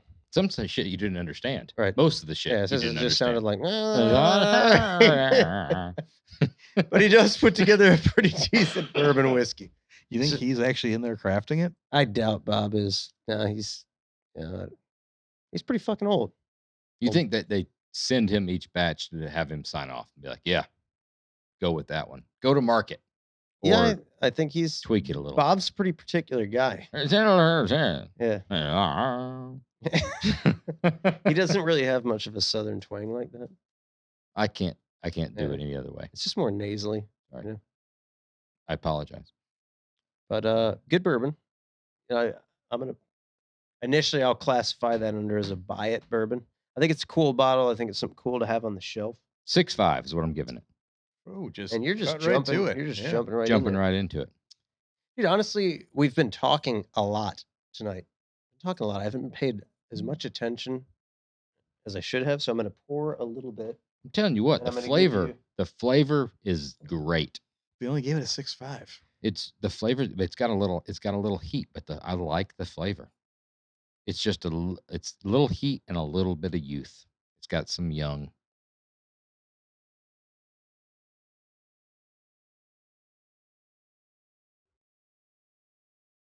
Disagree? No, I could say it for being. You'd expect a little different taste out of some 10 years. Yeah. So I can see where you're coming from, but I'm gonna give it. I'm going north of 6.5. 6.8. Yes, sir. I could Yeah. see it in your You eyes. see the 6.8. I'm going Yeah. 6.8 on it. Yeah, I think it's good. I'd open that bottle and I would pour it, and that would be kind of like it'd be a special bottle, I Be something a feel little bit nicer. differently. I feel better about it now drinking it than I did before when it was just kind of Bob Dylan's bourbon thing. I really do. It's up now that we've drank it. I mean, you think 6.5 is not that great, but there's been some bad ones. 6.75, 6 3/4, if you will. Why do you have to do 3 digits? 'Cause Just give it 2. I want to It's all right. see I your think- handwriting. We're all. That's a pretty good cluster right there. I mean, Yeah. right there. I think those are accurate reviews. It's great. I mean, buy it if you see it. I don't know a lot about the different Heaven's Doors. With that flavor, if it tasted more like a 10-year, I would give it probably 7 or over. So ordinarily, I would try to jump all over you and make you like sound stupid if you're saying something like that. But you're legitimately right with that, Exciting part is that was recorded. So and that's a compliment, dude. Yeah. I'm Oh, yeah. giving you a Dude, compliment. I've been giving you compliments all night Right. No, long. yeah, you reviewed that well. It does taste young for 10-year bourbon. Usually that 10, I mean, we say it all the time. 10 to 12 is That's the the sweet, spot. It just Yeah. doesn't taste quite like that age. And what are we drinking out of? We're You're drinking out of glasses. some brand right? new glasses. Go ahead, everybody, show Yeah. your glasses. Check those out. I can turn Can you the. see those? Can you zoom in on that? Turn that sucker over. So we got some tumblers, little rocks glasses, Some paint mix cups. paint mix, yeah, paint mix cups from Randy at the Paint House.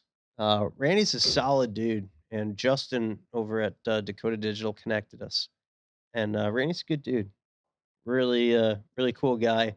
And we've chatted a little back and forth, and he said he's got some something to share with us for the podcast. So we sent over these laser etched Paint House little rocks glasses. Randy's a little bit of a And, drinker. He's a little connoisseur. Yeah, You see seems him like Ran- always I- at Columbus every year. Sitting out there with a trailer. yeah, Randy notoriously seems like he likes to party. you Yeah. know? I think we're gonna have And, to party with him next year at Columbus. And he sent us a great note. And you'll see we've got 1, 2, 3, 4 glasses. There's one sitting over there. And it was pretty cool. And Randy said that he sent 4 glasses. He knows there's 3 of us, but had a lot of respect for my dad and thought a lot of my dad and thought that he'd send a 4th glass for a fallen comrade, as he said. So I thought that was pretty damn cool.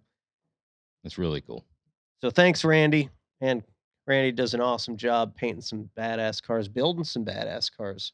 The name Paint House maybe is a little deceiving that he's not Does just, more than paint. yeah, not just painting stuff, but building some awesome stuff. I know he's been a part of a really cool car that's coming out here pretty soon that Andy Leach is putting together. That you hear a lot of people are chipping in on that one. That is going to be something really special, I think. So keep your eye out for A that. lot of things coming here. Yeah. Post 2020. Yeah. Lots of cool cars coming out. And yeah, that one that Andy Leach is doing is going to be really cool. But Randy, always been a good guy. Yep. Thank you Randy. very much. Cheers. Yeah. If you're listening. Cheers, man. Great bourbon and a great glass. Absolutely. Thanks for listening to Oil and Whiskey with the Roadster Shop and Ironclad Original. If you like the show, be sure to leave us a rating and review. But let's face it, after this episode, nobody's around at this point in time to hear what we're saying. We could say anything. Say it. Literally. Or say nothing. Yeah. Anything. Nothing. Shit. Shit. Damn. Thanks again to our guest, Rick Love. That was really awesome. Yeah, I had a lot of fun with Rick. Yeah, look forward to seeing him out there at SEMA here in a few weeks. We'll see you again next week.